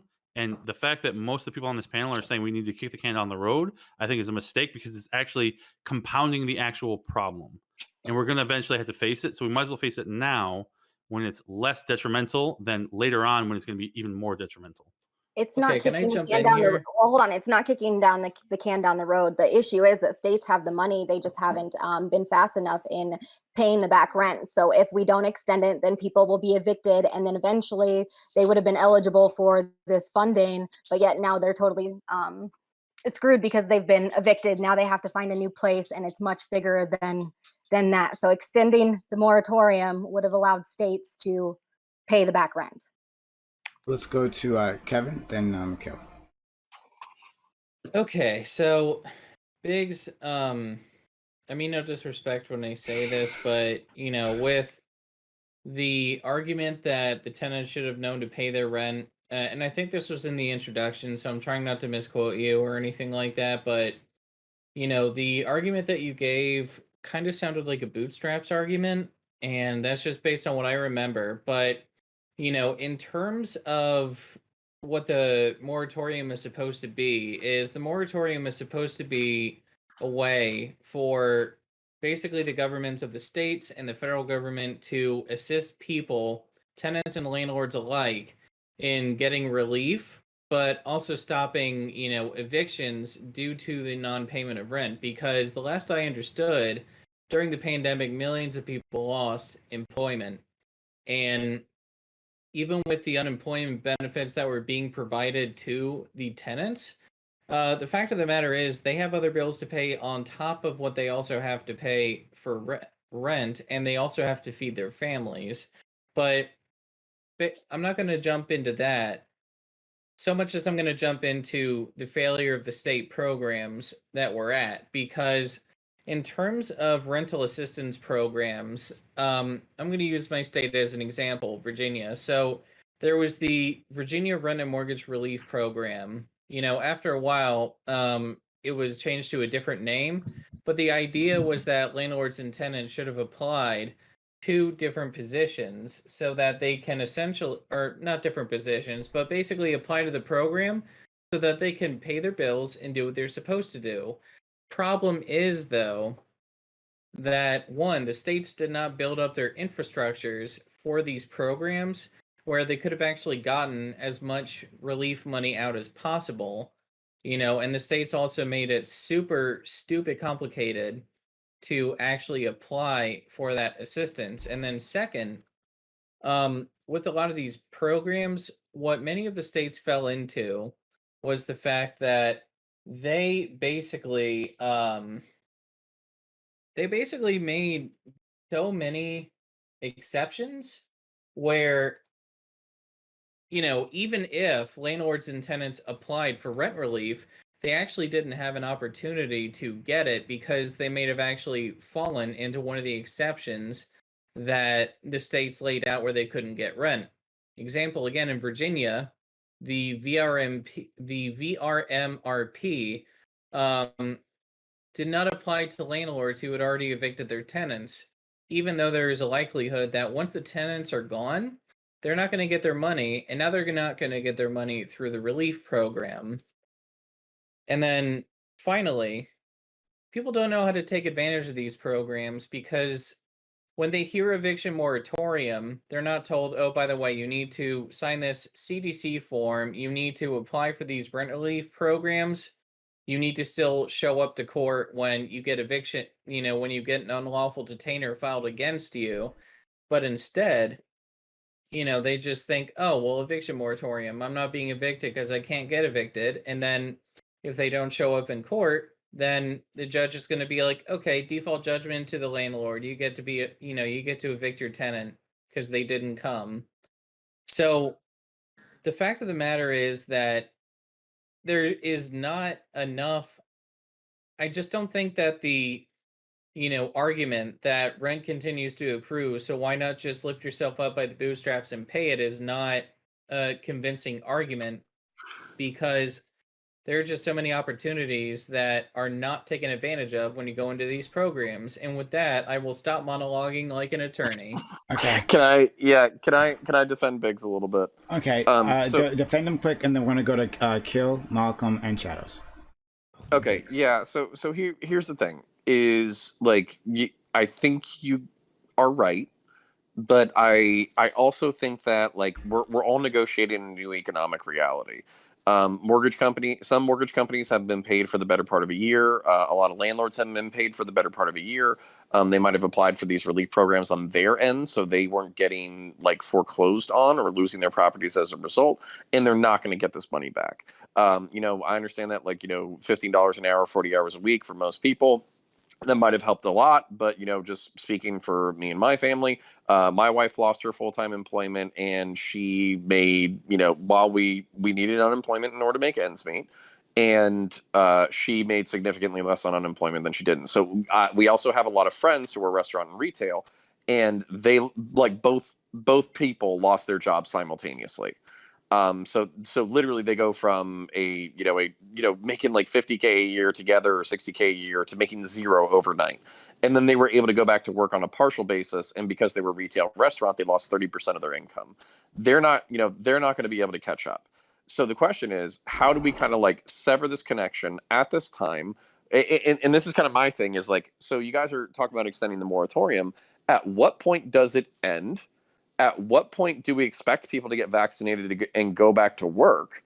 And what are the mitigating factors for that? Because as far as I understand, breakthrough cases aren't fatal, so or significantly aren't fatal. So what's the next step is my question. Okay, let's go to Kill, Malcolm, Shadows, and then Biggs. Okay, cool. So I was going to talk about the rent payments, but it seems like every other person here has done a very good job of going over it. I think there was a significant problem with the way it's designed, and I think the family payments have highlighted something about the way that the US can do things, and that we don't need to do all this bureaucratic bullshit. Write fucking forms, fill the forms in, hand the forms in, get the check through, do the means testing, hands them back, get the forms back, do another set of forms, get those in, go back around, chase your fucking tail fucking way of doing like money out. All right, these need to go out directly to the landlords. All right, fuck this application. Like, I am sure as shit that they can work with the banks and go straight through to the people who are behind on their rent, right? I don't think it's that big of a deal. But that's the problem, is that like even people I talk to like on a regular basis about politics and about tangential topics don't even know that this thing existed, because it was passed at the tail end of like a Trump organization in an even bigger bill that had so many other things coming out. These people just don't know that these programs exist or how to take advantage of them. Like the average Joe just doesn't fucking know these things. Not to like put down on them, but these people don't even follow politics. So in part, it was a way of getting it behind. The reason why we needed to kick the can down the road and to get these things done is because we look at what happened in 2007 and 2008 and everything that followed, right? We can see that we can look at income inequality through a metric called Gini, and the Gini coefficient just fucking spiked, right? The US already has one of the highest Gini coefficients in the world, and it went up after 2007. It's going to go up here. It's not going to be like the poor fucking land owning like sit-at-home tenants who work so fucking, sorry, not tenants, the sit-at-home fucking landlords who work so fucking hard responding to like a request for a painted wall like fucking once every 3 weeks. It's going to be the people who are behind on their fucking rent by months and months and months because of circumstances outside of their control, because of a government who didn't support them enough when it came to Corona, right? Biden got handed a fucking time bomb, and I don't know how he's supposed to handle it at this point because it's too big to do in one chunk, right? Almost every other country in the world did consistent payments to everyone to stay the fuck at home and stay out of lockdown, right? This is just going to be a ball and chain around the weight of the poorest people in the country, and that's only another further time bomb that's going to be kicked down the road. Income inequality is the problem of our generation alongside climate change, and we need to fucking solve it. And the government just isn't taking it seriously enough right now. Malcolm, Shadows, Biggs, Maddie. So I think a lot of this is like focusing on how the moratorium is just kicking the can down the road. That phrase has been used a ton. So like the question is like, what is the alternative solution other than extending the moratorium? And I'm curious what, because it's like 7v Biggs right now essentially, but I'm curious about like what his answer is for like what the solution is. But like I know that Connor and Biggs both are like, well, what is the solution? What is the solution? Like a really easy 3 is like 1, we can end the moratorium when the pandemic is over. 2, we can end end the moratorium when vaccinations like reach herd immunity and it's safe for everybody to like go and like function in society, because I know people keep bringing up vaccines, but we aren't even close to like where herd immunity needs to be vaccination wise. And then 3, also like since the job market is surging and people can just go and get jobs because it's the best time in the world to go get a job, landlords could just go and get a full-time job and pay their own fucking mortgages. And those are like 3 off the top of my head, like really easy solutions that don't cause people to be like homeless without cause, right? Or without need, I should say, excuse me. Sorry, my I don't know what happened. my browser just freaked out, so I don't know what to tell you. Okay, but I heard everything. I heard everything you said off the Discord. Okay, and it says I'm okay. Whatever. It's weird. All right, let's continue. Yeah, the next person. That face was priceless. What? That face that it stopped on Prime was amazing. It was great. good. It was really good. Yeah, I don't know what happened. Hopefully audience can see everything. Great. I hope we get clips of that. Oh boy, I hope not. All right, let's move on. Let's go to Shadows, Biggs, Maddie. I actually forgot what my initial point was because it's been too long. So go big. Shadows, get it And together. also forgot how to use. Write it down, Shadows. Write it down. Yeah, forgot how to use Notepad. I Okay. should've. All right, let's go to Biggs then. All right. So first of all, I want to address some points that were made against me by specific panel members here. I want to start with Kevin. I do agree with you that there's a lot of issues when it comes to things in the way of people being able to apply for these types of aid and not knowing how to do that. But I also want to stress that it's ignorance is not a good argument against being able to find out how to do these things. I know a lot of people have maybe less access than most, but I think that people can easily find out these answers through either internet. Most people have phones. We've had a lot of things that are online that are available. Like basically, a lot of the online discourse is pretty left leaning in general. So there's a lot more that we can find for people to find these programs and be able to actually find things and resources to be able to achieve these programs and find them and be able to actually get the money that they need and apply for these programs and things like that. So that was my first point. And then to Keo, I think that it's really not that complicated. Like when we were making the point that the process of getting these programs, I don't really think it's nearly as complicated as you're making it out to be.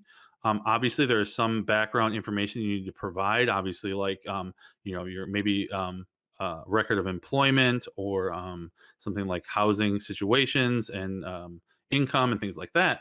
But I don't think it's nearly as complicating as you're making it out to be.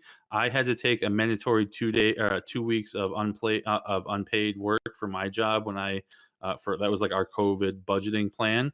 And it was pretty easy for me. I was able to go onto the website for my state, apply for the unemployment, tell them like, hey, I'm being furloughed for 2 weeks. And basically they asked a few questions and it was pretty simple online To be clear, I formatting. wasn't talking about the unemployment. I was talking specifically about the application for rent back pay. Right. So but what I'm saying, unemployment's just as bad. The means testing bullshit has to stop. Do you think people who like are applying for unemployment, people already outside of work, or people who are working so much that they need this money because they can't, they're already falling behind the desk because they aren't paid enough because they had to take time out from lockdown? Do you think those you kind of people have the understand time that to go people out were and get all literally these getting documents? paid $15 an hour on top of what they were paid from their actual jobs? That was for a very $15 short an hour period of isn't a time. whole You're lot cherry of picking money. very That's hard still here. happening now. That's That's literally not still going happening on right now. No, it's not. No, a lot of those programs ran out. Okay. So Superdol's you were been able dead to for get like over a year $600 now. additional on your unemployment, right? For a very short period of time, yes. Okay. And now that's $15 on an hour for that time, right? So For a short like I period of said, time, like I yes. said from the beginning, was that I think if people are not able to live within those means, then I think they should receive some additional help, right? But what I'm saying is that it's not nearly as complicated as a process as you're making out to be, right? The 2 months of Superdol was not nearly enough to cover for the now year and a half of pandemic. I really don't think that's the case. But anyways, and then the last Can one I you want to point out can for you stretch out Malcolm 2 was months worth of full time pay over a year and a half? If you can, I would love to fucking hire you. I was about Yeah, to say, but- a lot of the but tenants we that I know- represented couldn't make that stretch. Okay, but hold on. We know. Hold on. God damn it! Do I have to play the enlightened centrist here? Okay. Holy shit.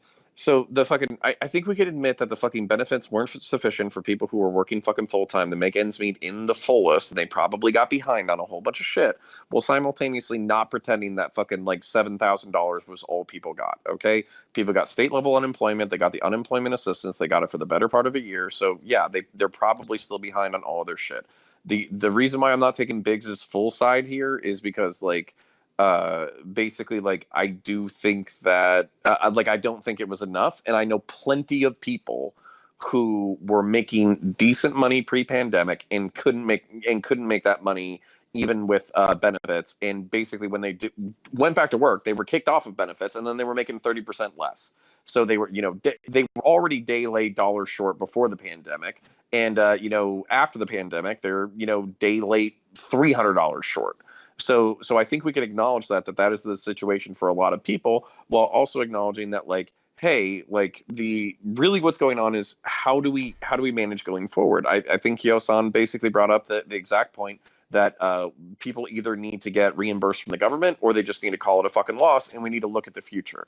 The reason why I keep being future oriented whenever I'm speaking is because, as a bookcase, is because basically like when we're looking at this, it's like, is Delta serious enough to shut down the economy again? And then are we going to base economic reopening on people getting vaccinated to the point of herd immunity? Because at that point, basically, in order to do that, since we have a whole bunch of anti-vaxxers, largely on the right, is you have to start the fucking government literally like, I don't know, pointing guns at people in order to get them to fucking do it. They're not going to do it. They're going to start a fucking civil war. So what the fuck are we talking about? And when does it start? Let's Yeah, go. so- You so respond we to had- that, and then we'll go to Maddie. What'd you say? Sorry, I missed Biggs, that, you Frank. respond to that and go to Maddie. Yeah. So we did have the $600, and now we have the $300 that just ended about a week ago, right? So if you add that to what people would make from their normal unemployment, they're basically making, during the $600 time, they were making more than what they would make normally, for the most part, on average. And now Not they're the making median wage, no. Median Pardon me? wage is nearly $25 an hour. from what? The median national wage is only $25 an hour. Right. But we're talking about what You said they're getting paid $15 an hour, right? But what no. Yeah, that's on that. That's less than half the median wage. Yeah, right. Wait, no, more The than half the median wage. $15 an hour is what they would make based on no additional unemployment from what they actually make. Unemployment's based on a percentage of what you make, and then on the additional was the 600, and then now the 300, right? So, but So basically what I'm 300, saying is 600 ran for a couple of months, or 300 right. ran for a couple of months. Right. No, it it's ran more by than a couple halves. months. But anyways, It was a what I'm couple months. It saying was is- exactly a couple what I'm months. saying is- no, it was more than a couple months because a couple would be 2. It's more than 2 months. But anyways, what I was saying was that if people need to be prepared for these situations, right? And what I'm saying is that if people are taking that money and paying their rent, which is what they should be doing with that money, hopefully they will not be in the situation where they need to be evicted. But if they're not paying that money and they're just saying, "Hey, I'm not going to pay my rent because the eviction," which I don't think is the case for the most part, but if they are, hopefully they're taking that money and they'll use that to buy or rent a future place, right? But what I think needs to happen is the problem what we're having is that this cascading effect of not having the people have the money and then not the rent paid, then not the landlords getting the money, then not the banks getting money. This is a whole cascading effect on the economy all the way down the line. So what I want to say to you is, how can we actually make this be a situation where we can improve the situation and not just kick the can down the road? What do we actually solve by kicking the can down the road to the future? Because eventually people are going to have to either pay money or there's going to be a huge default on all this debt, right? And that's going to have huge ramifications in the economy in the future. So if it's better to pull the Band-Aid off now or push the can down the road when we're going to actually have a larger detriment to society overall. That's my question. So let's go to Maddie, and then if Keel wants to respond after that. So I was on unemployment for a year. I just want to say this before I get to my other point. I was on unemployment for a year almost a year, when I lost my job during the pandemic. So I also, not only did I qualify for the max amount because I had been working for a large tech company, so I had a large salary prior to that. I qualified for the max amount, and I was given, the extra funds issued by the federal government. Even with that, if I had not been living with my fiance, I couldn't have paid rent with that. I couldn't have also paid for groceries, paid for utilities, made car payments, even though I couldn't have paid for gas if I was trying to go to interviews or anything else. It was necessary. It helped us keep stability and put food on the table for most families. That's exactly what it does, but it's barely enough to live and survive. So I just want to dispel this notion that people could have been using these unemployment checks to save and then pay their back rent, whatever. No one's living large on unemployment checks, even with the additional money that came initially from the federal government. And then at least in California, we were able to get more from our state government as well. It's barely enough to survive, but it at least kept it so that people weren't starving and they weren't they were able to continue paying for their prescription medications. So let's dispel that notion. I also think it's important to differentiate between small-time landlords and large corporations who are major landowners, because the majority of rental properties in our country are owned and leased by large corporations. And one question on the side that I would love to know, and I might research this later, I just don't have time and my computer is a mess and doesn't have the bandwidth to research and do video at the same time, apparently. But I want to know how many of these real estate corporations received relief funding during the pandemic.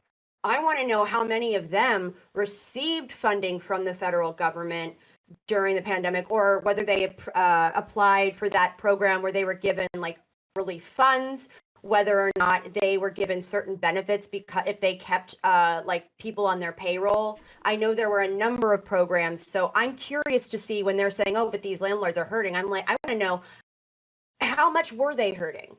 And I think the best possible solution would be simply forgiving the unpaid debt.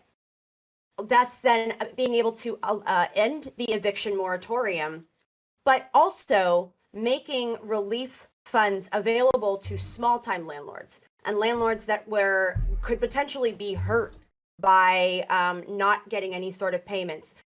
I don't know that I would extend that same relief proposal to large corporations. Maybe that's something that can be discussed, but I think the overall cost to our society as in general, and also like to our economy at large, I think that it would hurt our economy much more to just simply kick people out of their homes and allow that to happen. I think that would hurt us more than forgiving their debt and like having companies take the L on that. I think that a lot of, or most economists, especially economists who specialize in macroeconomic theory, would agree. And then separately, I think we need to eliminate the bureaucratic red tape for people to get relief from the government. I think Kyo-san is like 100% correct in this. It is so difficult for people to simply apply for relief that they are entitled to and desperately need.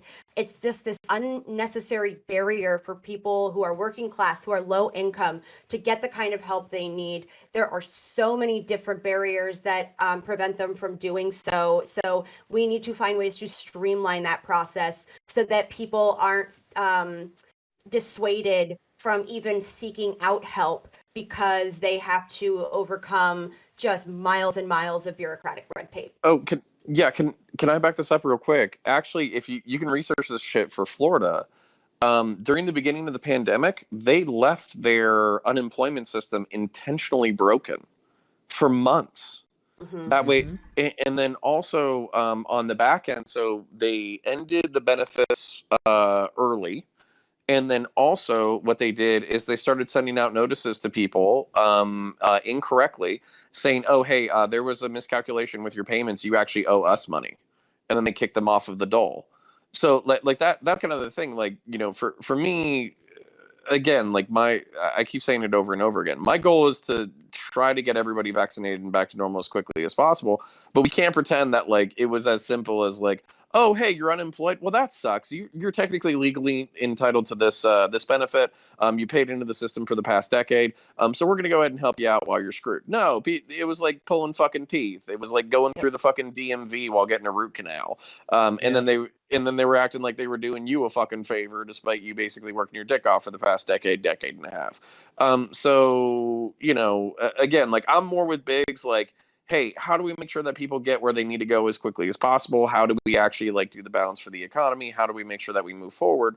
But I also don't want to pretend that like, you know, the state governments were like holding our hands all steps of the way and they're like, hey buddy, together we're gonna get through this. That didn't fucking happen. So the reality is that like most people can't pay, like most people cannot pay like any sort of back rent. And even if they have a job, like because they took a hit or their hours were reduced, or for those who like are recovering from getting sick and like can't work to the same capacity they used to, like people are like, it's not like they're living large and like making all these big like fancy luxury purchases with their unemployment check. I don't think anybody's instead of paying rent. that. So it's like, why should we kick them out of their homes? Well, not to mention for families, you know, they also have children that they need to take care of. You know, so in terms of all that, like, for example, when the kids had to learn from home, you know, the parents had to stay there, and not every family is going to be blessed enough to, you know, be able to work from home. So that ultimately means that you rob one or the parent of, you know, the ability to earn an income, and then you have a situation where, you know, they're just kind of screwed either way. And disproportionately affecting women, by the way. yeah, exactly.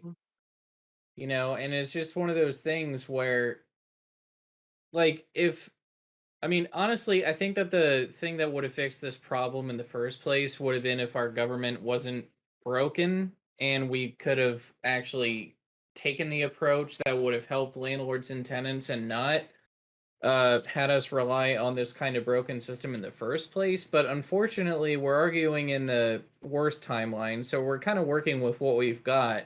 And what we've got is the same kind of reality, which allowed Counterpoints to go into the DMV for a root canal, and that's why he's a spooky bookshelf now.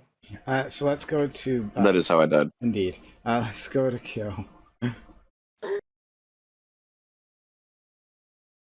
Oh, so he's learning. sir. He is learning about this mute button. It's a new I see. concept for him.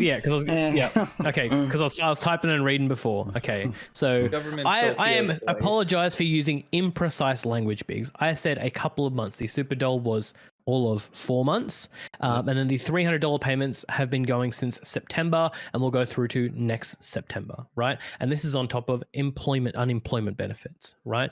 One of the massive problems as a result of COVID is underemployment. That people have had their shifts cut and can't actually put in for these benefits. The other part of this is this has been going on for so long now that unemployment benefits in America, because your country fucking sucks and doesn't have a good employment system, has an expiry date.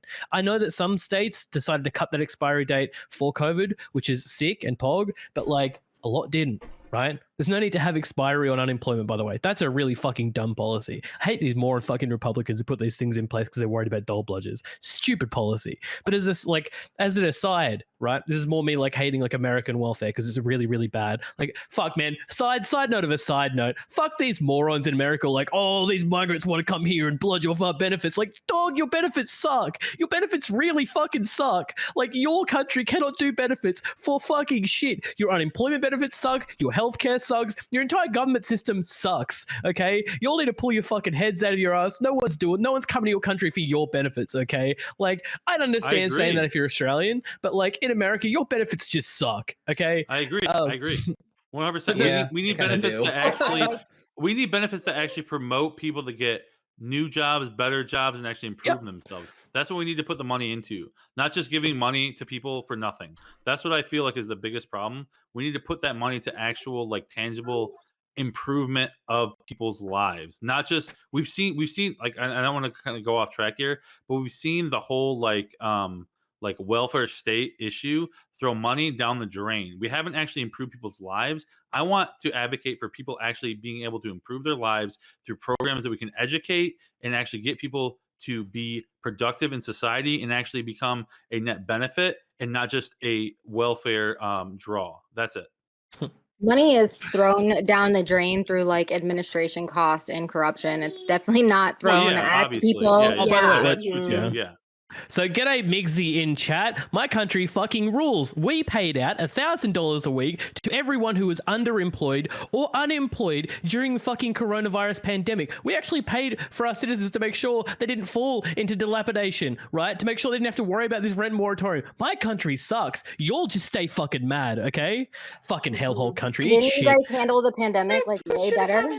Yep, we handled it significantly better. That's what I pointed out. I'm like, that should have fucking happened. And it's economically sound. You look at the countries that did that, their economic recovery was so much more expedited than ours, because turns out when you make it so that people are able to afford groceries, pay rent, like when you do a cash injection at the grassroots level, a larger percentage of that capital then flows back into the market. Yep. But if you do the fucking milquetoast bullshit we did, where we're like, oh, but what if we just like make it so banks can make better loans, and like people have to fill out 10,000 forms? Hold on. Number one, we know Australia is not real. Number two, if it is real, it's on the bottom side of the upside down fucking planet. You have to fucking walk around on it with a gravity harness, and they have spiders the size of fucking cars. So like I don't even know why we're entertaining any of this shit. When one, it's probably not real, or two, it's a fucking hellscape if it is real. And I think their president or their prime minister or whatever crazy thing they have over there, I'm pretty sure it's a kangaroo.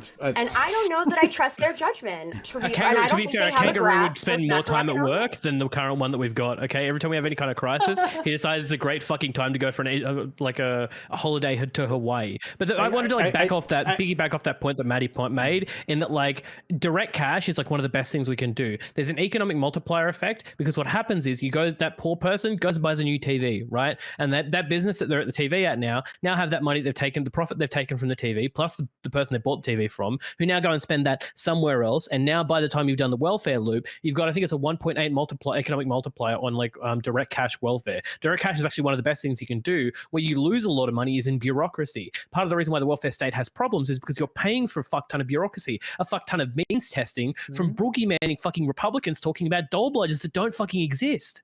Yeah, fuck means testing, truly.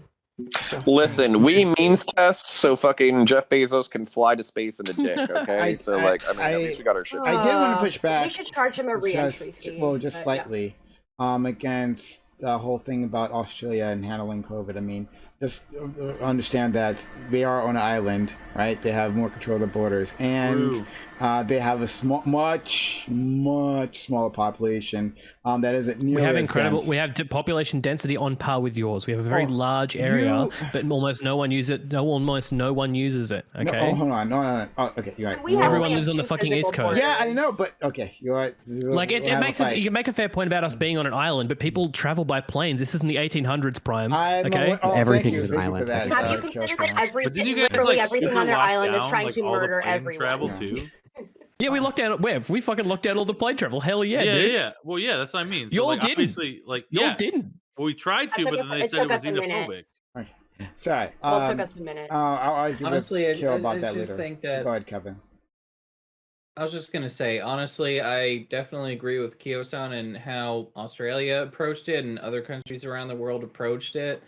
You know, this whole welfare queen, lift yourself up by the bootstraps mentality is horseshit, and we need to pay. We should have paid the people to stay home so that the pandemic could have been largely prevented. Because let's not forget, we're still in the pandemic, and we're probably heading to another shutdown in America. So, do we really want to keep? I mean, honestly, do we want to make things worse? Do we want to keep, pretending that people could just apply for government programs and that's going to save them? No. Because by not doing anything and by the Democrats not extending this moratorium, we are kicking the can down the road to another shutdown. The problem is you literally can't close down everything. There has to be some type of infrastructure in place to, like, get people fed, get resources to people that need resources, gas, things like that. Like, there still needs to be some type of infrastructure in place, and I just don't think you can actually shut down everything, right? Are you I talking think about what we lockdown? tried to do, huh? Are you talking about lockdown? No, what I'm saying is, like, for, like, the United States specifically, right? So we tried to lock down, we tried to do the 2 weeks to stop the spread thing, right? Most places actually, at the beginning of the pandemic, most places were absolutely behind that whole deal, right? At least from my understanding. From what I saw, I live in the Midwest, and that was one of the places that ended up pushing back against that later on. But, like, in the beginning, we were all pretty much for, like, hey, let's stop this in its tracks. Let's try to, like, end this while we can. But what happened was we found out that we couldn't shut down everything. We still had people going to grocery stores. We still had people needing to get things like that. So one thing I would note is that the data I've seen on this, and if you want me to, I can pull it up, but it'll take me some time, is the data I've seen on this is that citizen participation in lockdowns in the US was significantly lower than every other country that did lockdowns. You all don't want to stay the fuck inside. People still go out for groceries during lockdown. We did as well. But and we are right now, we're in a heavy lockdown in Australia right now in Queensland, right? But the citizen participation in lockdowns in the US was significantly lower than every other country because Republicans can't keep their fucking tighty-whities on and sit still for 2 seconds without shitting their pants.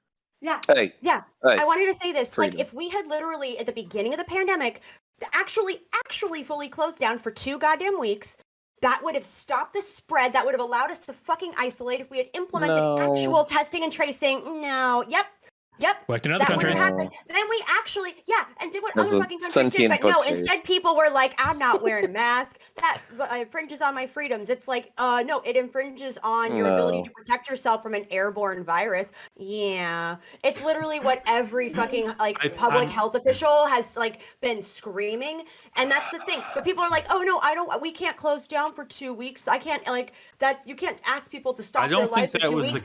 We could have, because instead what we've had are this bullshit half closings for over a year now, and I wish we would have just fucking actually gone full closure for 2-3 weeks and then not had to deal with this bullshit in the meantime. That would have been lovely. Let's go to counterpoints and bigs, and then Shadow. Can I explain my no? All right, go ahead, counterpoints. You first. Okay. Okay. First off, Okay. So number one, people who did aggressive fucking closures still got fucked up by this disease. At the end of the day, it's a disease. Number fucking 2, we're like I think we're the number 1 tourist destination for like 10 different fucking states, and on top of that, we're like the number 1 fucking economy in the world.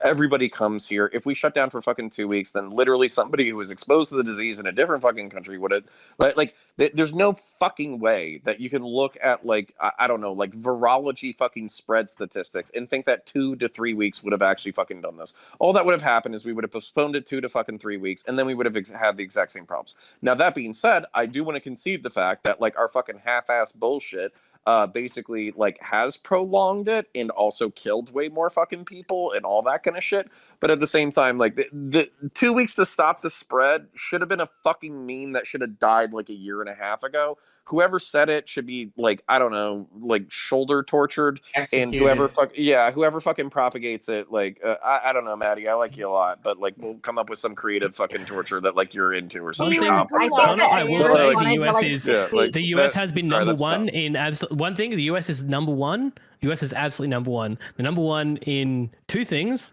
prison incarcerations and COVID fucking deaths. Okay, Yeah, if you you're don't welcome. think that Yay, like we it did didn't work in the other it. country, You're Also, like, welcome. here's Hey, the way you do this. It's easy to do this, and this is why, by the way, like people who actually like implement and study public health policy were screaming that we should have done this because it actually would have fucking worked. And here's why. So the good thing that we could have done is not only fully closed down, but what other countries do when they were determining who is allowed into their country or not. So you're talking about the tourism closed factor, borders. which I think Talking is about important. language. No, but here's the thing, because we might as well have had it, and that's what a lot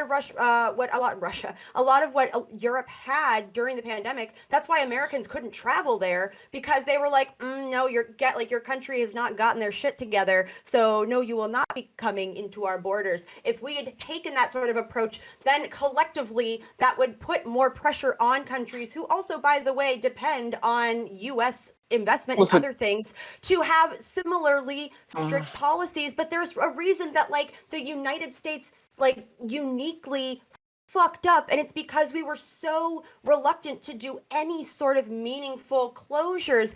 And it's like, you don't just do a closure, you also have to pay people to stay home, because you can't just expect people to like incur all that risk when they need to put food on the table. They need to like pay for their own health care and pay for their kids' shit.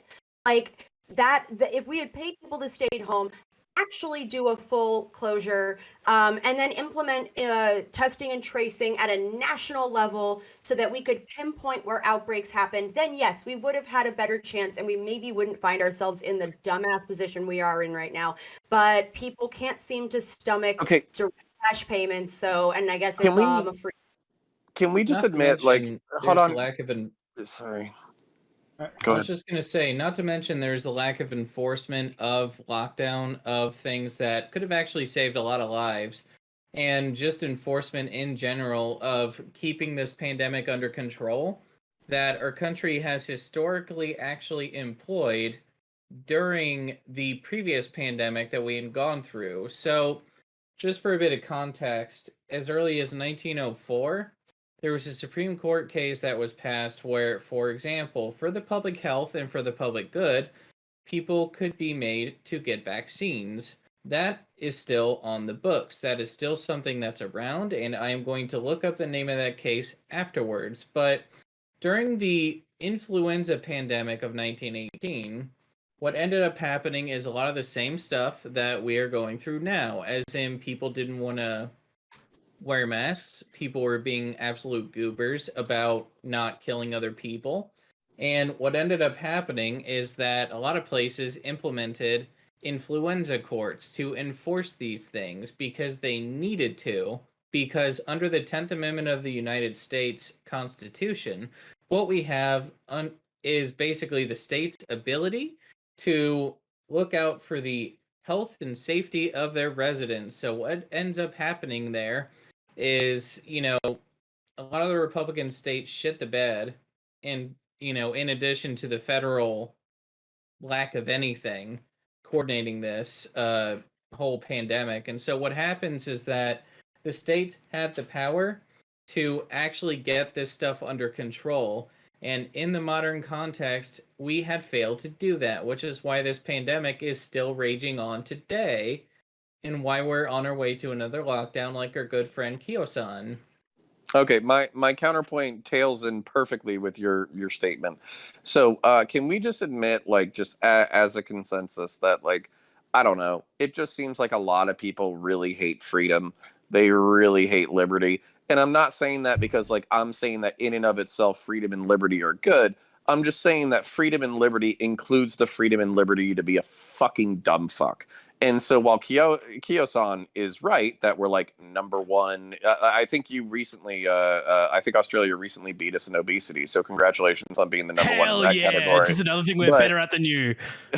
but like number one in deaths, you know, it's because we're significantly freer to be dumb fucks in our country because, you know, the government comes along and it says, hey, you can't do that, and we say 1776, motherfucker, and then like we just Connor, go do I'm sorry, that's you know what? I'm gonna reply here, here, and I'm gonna say that your aren't freer. Your freedom of speech laws are actually worse than a lot of other countries, including Australia. The one thing you are worse, the one thing that is different here is that your PISA scores are significantly lower than almost every other country. You're just an uneducated country. You've just got dumber people, okay, who can't sit the fuck inside, wear a fucking mask, and not cause a fucking global pandemic for everyone else. Because I tell you what, some of the first cases in Australia were fucking dumb fuck Americans who brought that fucking shit over here.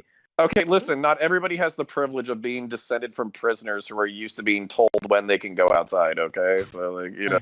Okay, so let's... All right. let's No, but like, you don't exist in a We have the highest vacuum. prison You don't population exist in a on the vacuum. planet You're right free to be now. a I don't think dumbass as that's a long as good it doesn't thing. like threaten people's lives or their livelihoods. You can be a dumbass however you want, but the truth is you live as part of a community, as part of like a larger society. And when your dumbassery like leads and just saying, I don't want to wear a mask, freedom, then leads to 600,000 people dead because like of a fucking preventable like disease where you can just prevent it from being spread and like tracing it, whatever. But people were like, no, I can't. Yeah, 1776, the whatever flag. It's like, no, then Rock yeah, flag you in can the fuck off. eagle. We're not free. So- We're not free. Like, I'm not free to get sick because I'd go fucking bankrupt. So let's Like, let's go I was to about to say, let's go to Shadows, who hasn't. You said you wanted to say something previously.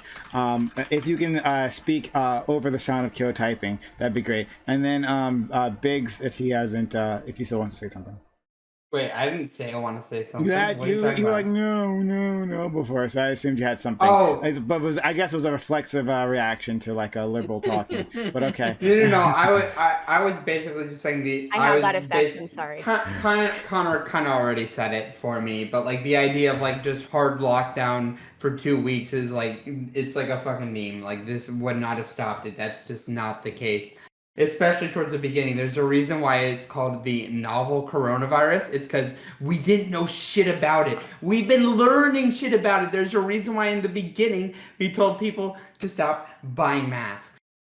Okay? Because the medical professionals didn't have access to it because people were hoarding shit and we had to tell people to stop doing that. And then we realized, oh wait, we do need a mask. This is how we stop it.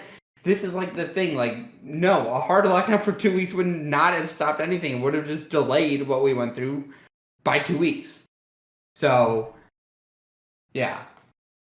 All right, let's go to actually I don't have it anymore. Go ahead, Big Son. Yeah, so I kind of want to bring it back. I know we've been talking a lot about the pandemic and the pandemic response, stuff like that. And I know that ties into the whole eviction moratorium and all that stuff, because that's the whole reason why we had it. But what I still haven't had any actual confirmation on the panel is like, what do we actually accomplish by extending the moratorium? Like, I don't really see any avenue where we can actually... Chat. Here's the thing. Preventing eviction. Are you talking to us? Are you talking to us, Kevin? Or are you talking to your own chat? No, I fucked up again. Sorry. Okay. I love you, buddy. Hey, It's one all note. good. So, as far as I understand, at least this happens in China. When people register for file their taxes and register for incomes, they have to note where those incomes come from, right? And this would include landlords and tenants. Yes. Yes. I'm sorry. Is this correct? Could you repeat the question? I don't. You're So talking about when people Chinese file- accounting, or I'm like sorry. taxes? No, when people file for their taxes, right? Generally, have to indicate where the income comes from, right? This would include landlords. Is that correct? I believe so. I don't see. Yeah? Yeah. So you can just fucking do like a dual. He's like an idea for like a stimulus bill. I'm not a politician, so I don't know how to pass or how to go. But you could both put one instance of we cancel the amount of like debt for rent moratorium, right? No, I'm not talking about carry forward debt. No. So what I'm talking about is like one, say to the tenants, hey, you don't have to pay back what you missed out on, and then two, give a direct cash payment to the landlords. So you can average out the amount owed, right? Cancel the debt, and then give direct cash payments to the landlord so they can stop whinging about their fucking money. So where does that money come from? Government. They can. Okay, I don't fucking care. Stimulus is fun. We're kicking the can down the road for some taxable income later. Pardon? Sorry. Go ahead, Ashley or Amanda. Sorry.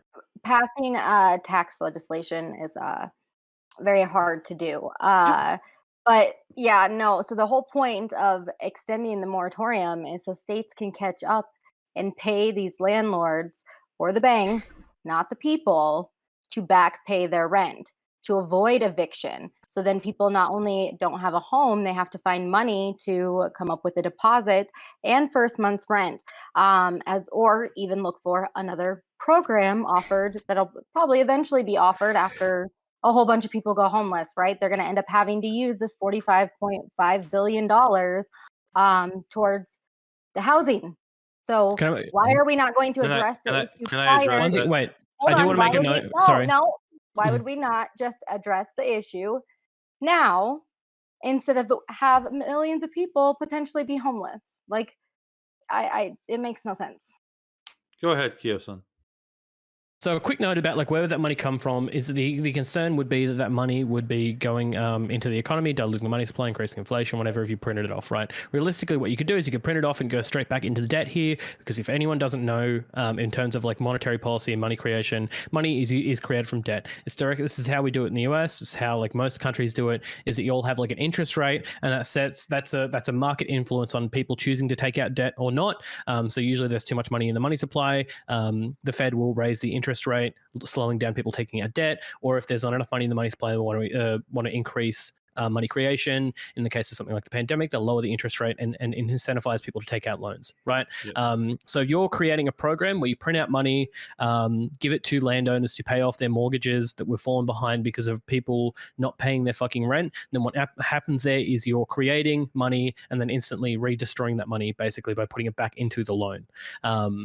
So you could even call it a loan credit. You could do anything like that. I don't fucking care. But it doesn't seem like it'd have any influence on any kind of inflation. You'd be able to keep the landowners happy. You'd be able to keep the renters happy. And you wouldn't create a situation where you would have an entire generation have a massive weight of debt around their neck, just like what happened from 2007, which like we know in retrospect now, absolutely fucked the black community in particular.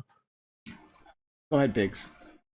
So I'm glad you brought that point up, because when you actually have debt creating money, you're actually literally kicking the can further down the road, because that money eventually has to be paid off, and there has to be interest, so it actually compounds the actual effect on the money supply that we have, right?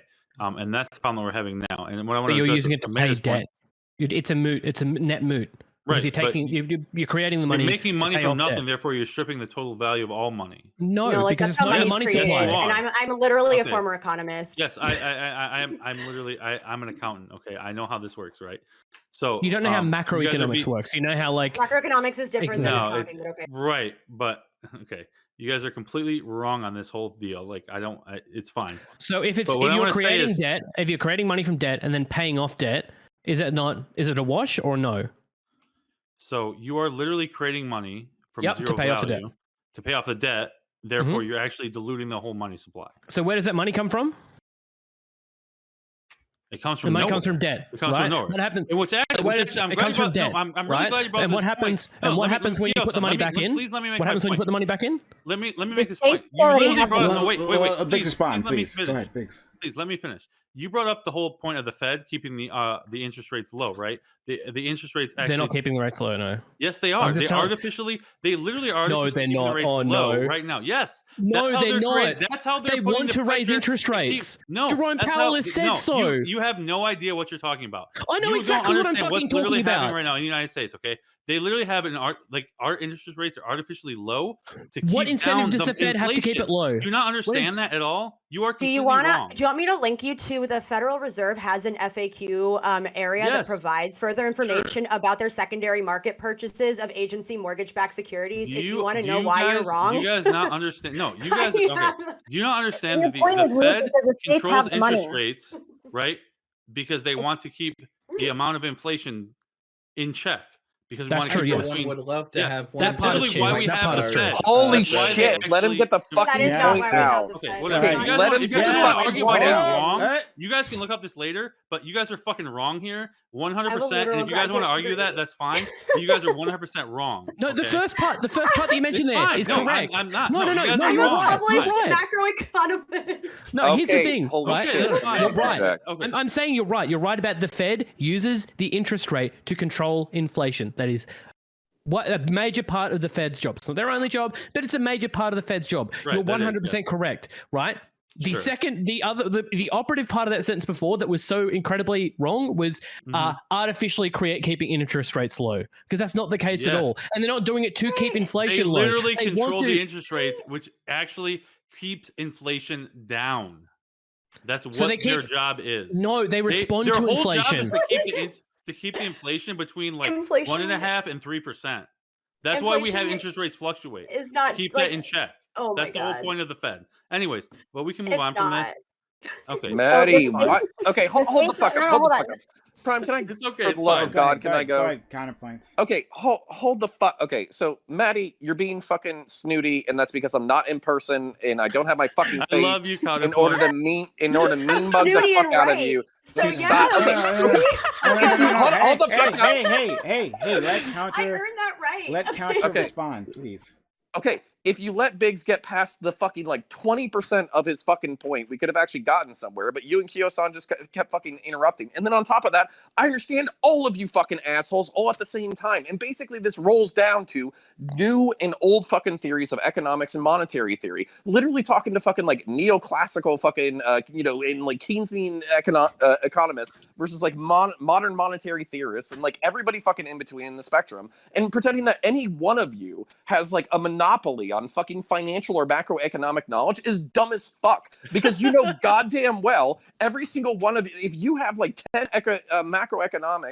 economics majors in a fucking room, there's going to be at least 3 opinions. You're all going to get drunk and scream at each other about it. So don't pretend that you have a fucking monopoly on knowledge. And on top of that, I was raised with Biggs's perspective about like basically fiscal policy. But it turns out, or I don't want to say it turns out, but it seems like in the modern era, fiscal policy and monetary policy and economic policy has largely shifted where debt is not important. But I was raised in a world where I was literally told by my parents every single fucking day that the federal government was going to spend itself into a black hole. My dollar wouldn't be worth shit. And basically I needed to learn to fucking prepare for Mad Max world and fucking like eat my dog, because basically people like Matty Cakes were fucking running the goddamn Fed and they were going to destroy the value of the dollar. That's what I was taught as a kid. We're wrong, buddy.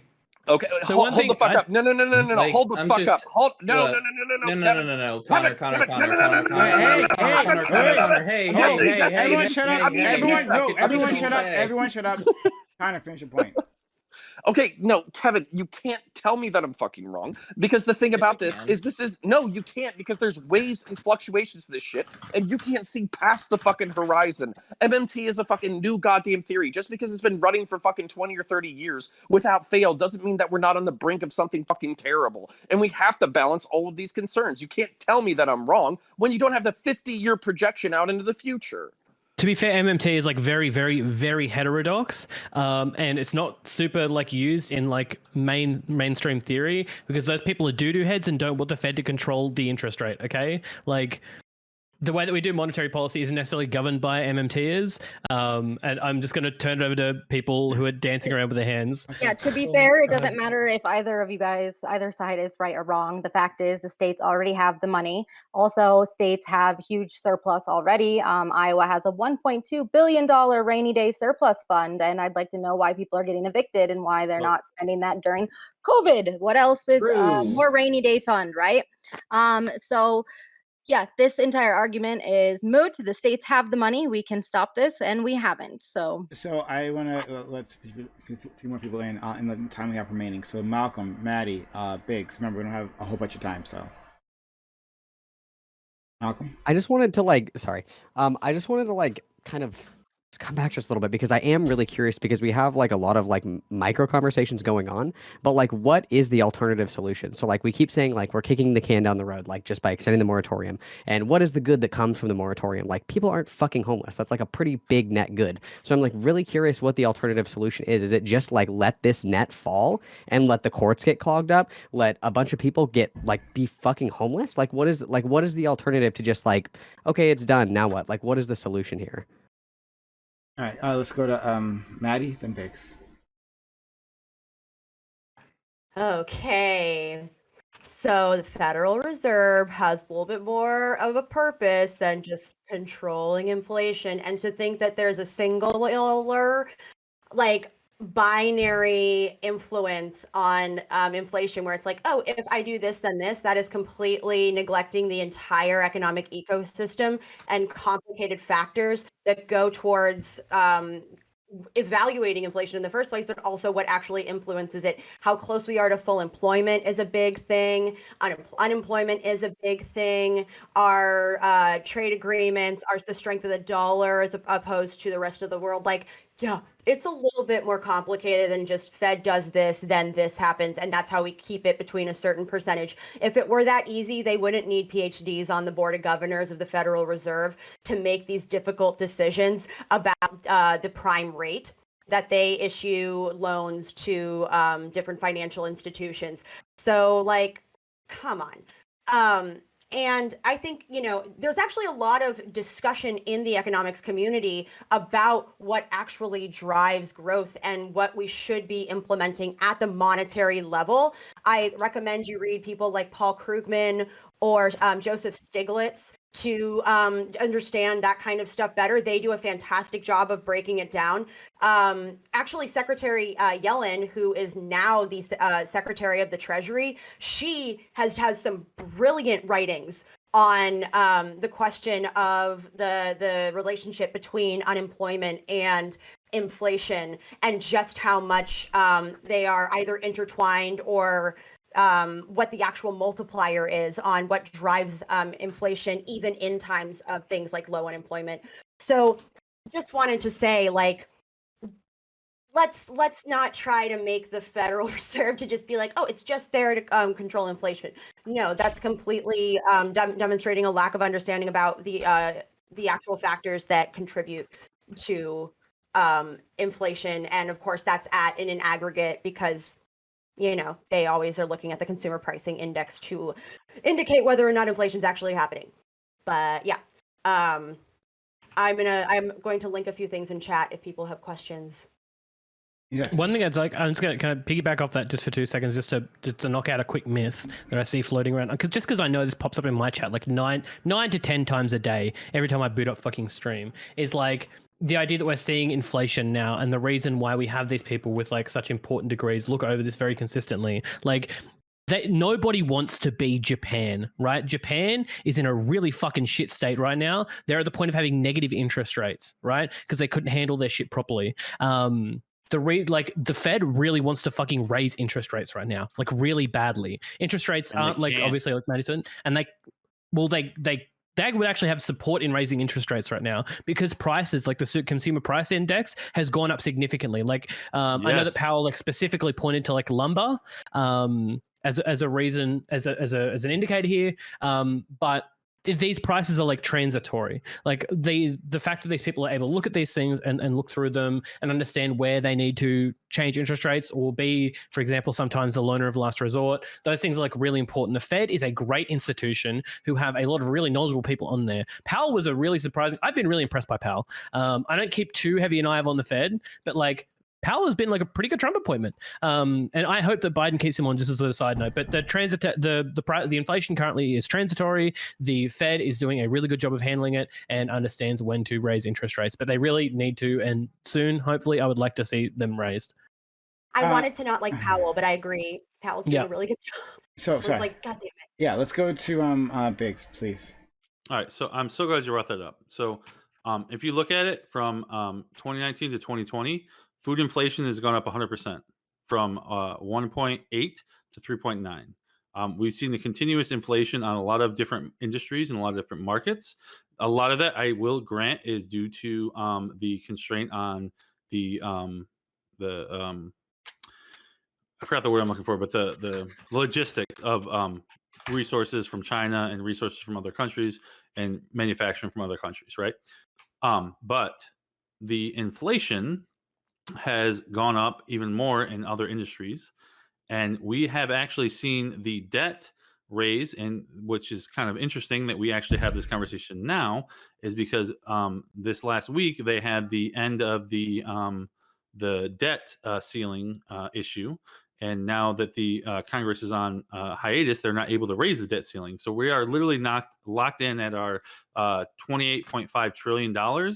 So now the government is literally going to have to sell off assets in order to pay debt. So we are literally at a point now where we have so much debt that we are going to have to basically go to eBay and sell our fucking shit online like a fucking garage sale to actually improve our and not default on our actual credit. So in 2011, we actually had, for the first time ever, the United States went from AAA to double A plus. So now we might have that same thing happen if things aren't improved and these ridiculous spending isn't held in check. Now, to me, if we are going to have this moratorium in the evictions, either the money has to come from the government, which we don't have the money to spend, or B, we have to do something where we say, hey, we need to hold the people accountable for what is happening, and they should be responsible for paying their debts. Now, I agree with you that, and what Amanda brought up with the states being able to provide the money we've already had earmarked for these landlords. But my issue is, if we prolong the moratorium on the evictions, we will continue to accrue that debt. So I think it's now better to pull off the Band-Aid now, pay off what we have, which is already earmarked for the states, to those landlords, so they can get their money and the people can be relieved of the debt, and we can move on from there. The longer we push this out, the more detriment we're going to have to society, the more detriment we're going to have to the actual individual debt holders, which is the individual citizens, and the worse it's going to be for the landlords and then the banks that back their mortgages for the land that they own. So to me, I think it's best to pull off that Band-Aid now, have the states put in the money that's already for them to put in, and we can just move forward from there, and we'll hopefully the people are able to not be homeless. And again, I think people that are in those situations should be helped, and I'm all for the safety net for that, but I think that we need to draw the line somewhere, and I think now is the time. And the reality is we've actually the moratorium is ended, so and we need to just move on from now and hopefully improve the people that are actually struggling, and that's where I want the money to be spent if we can help them.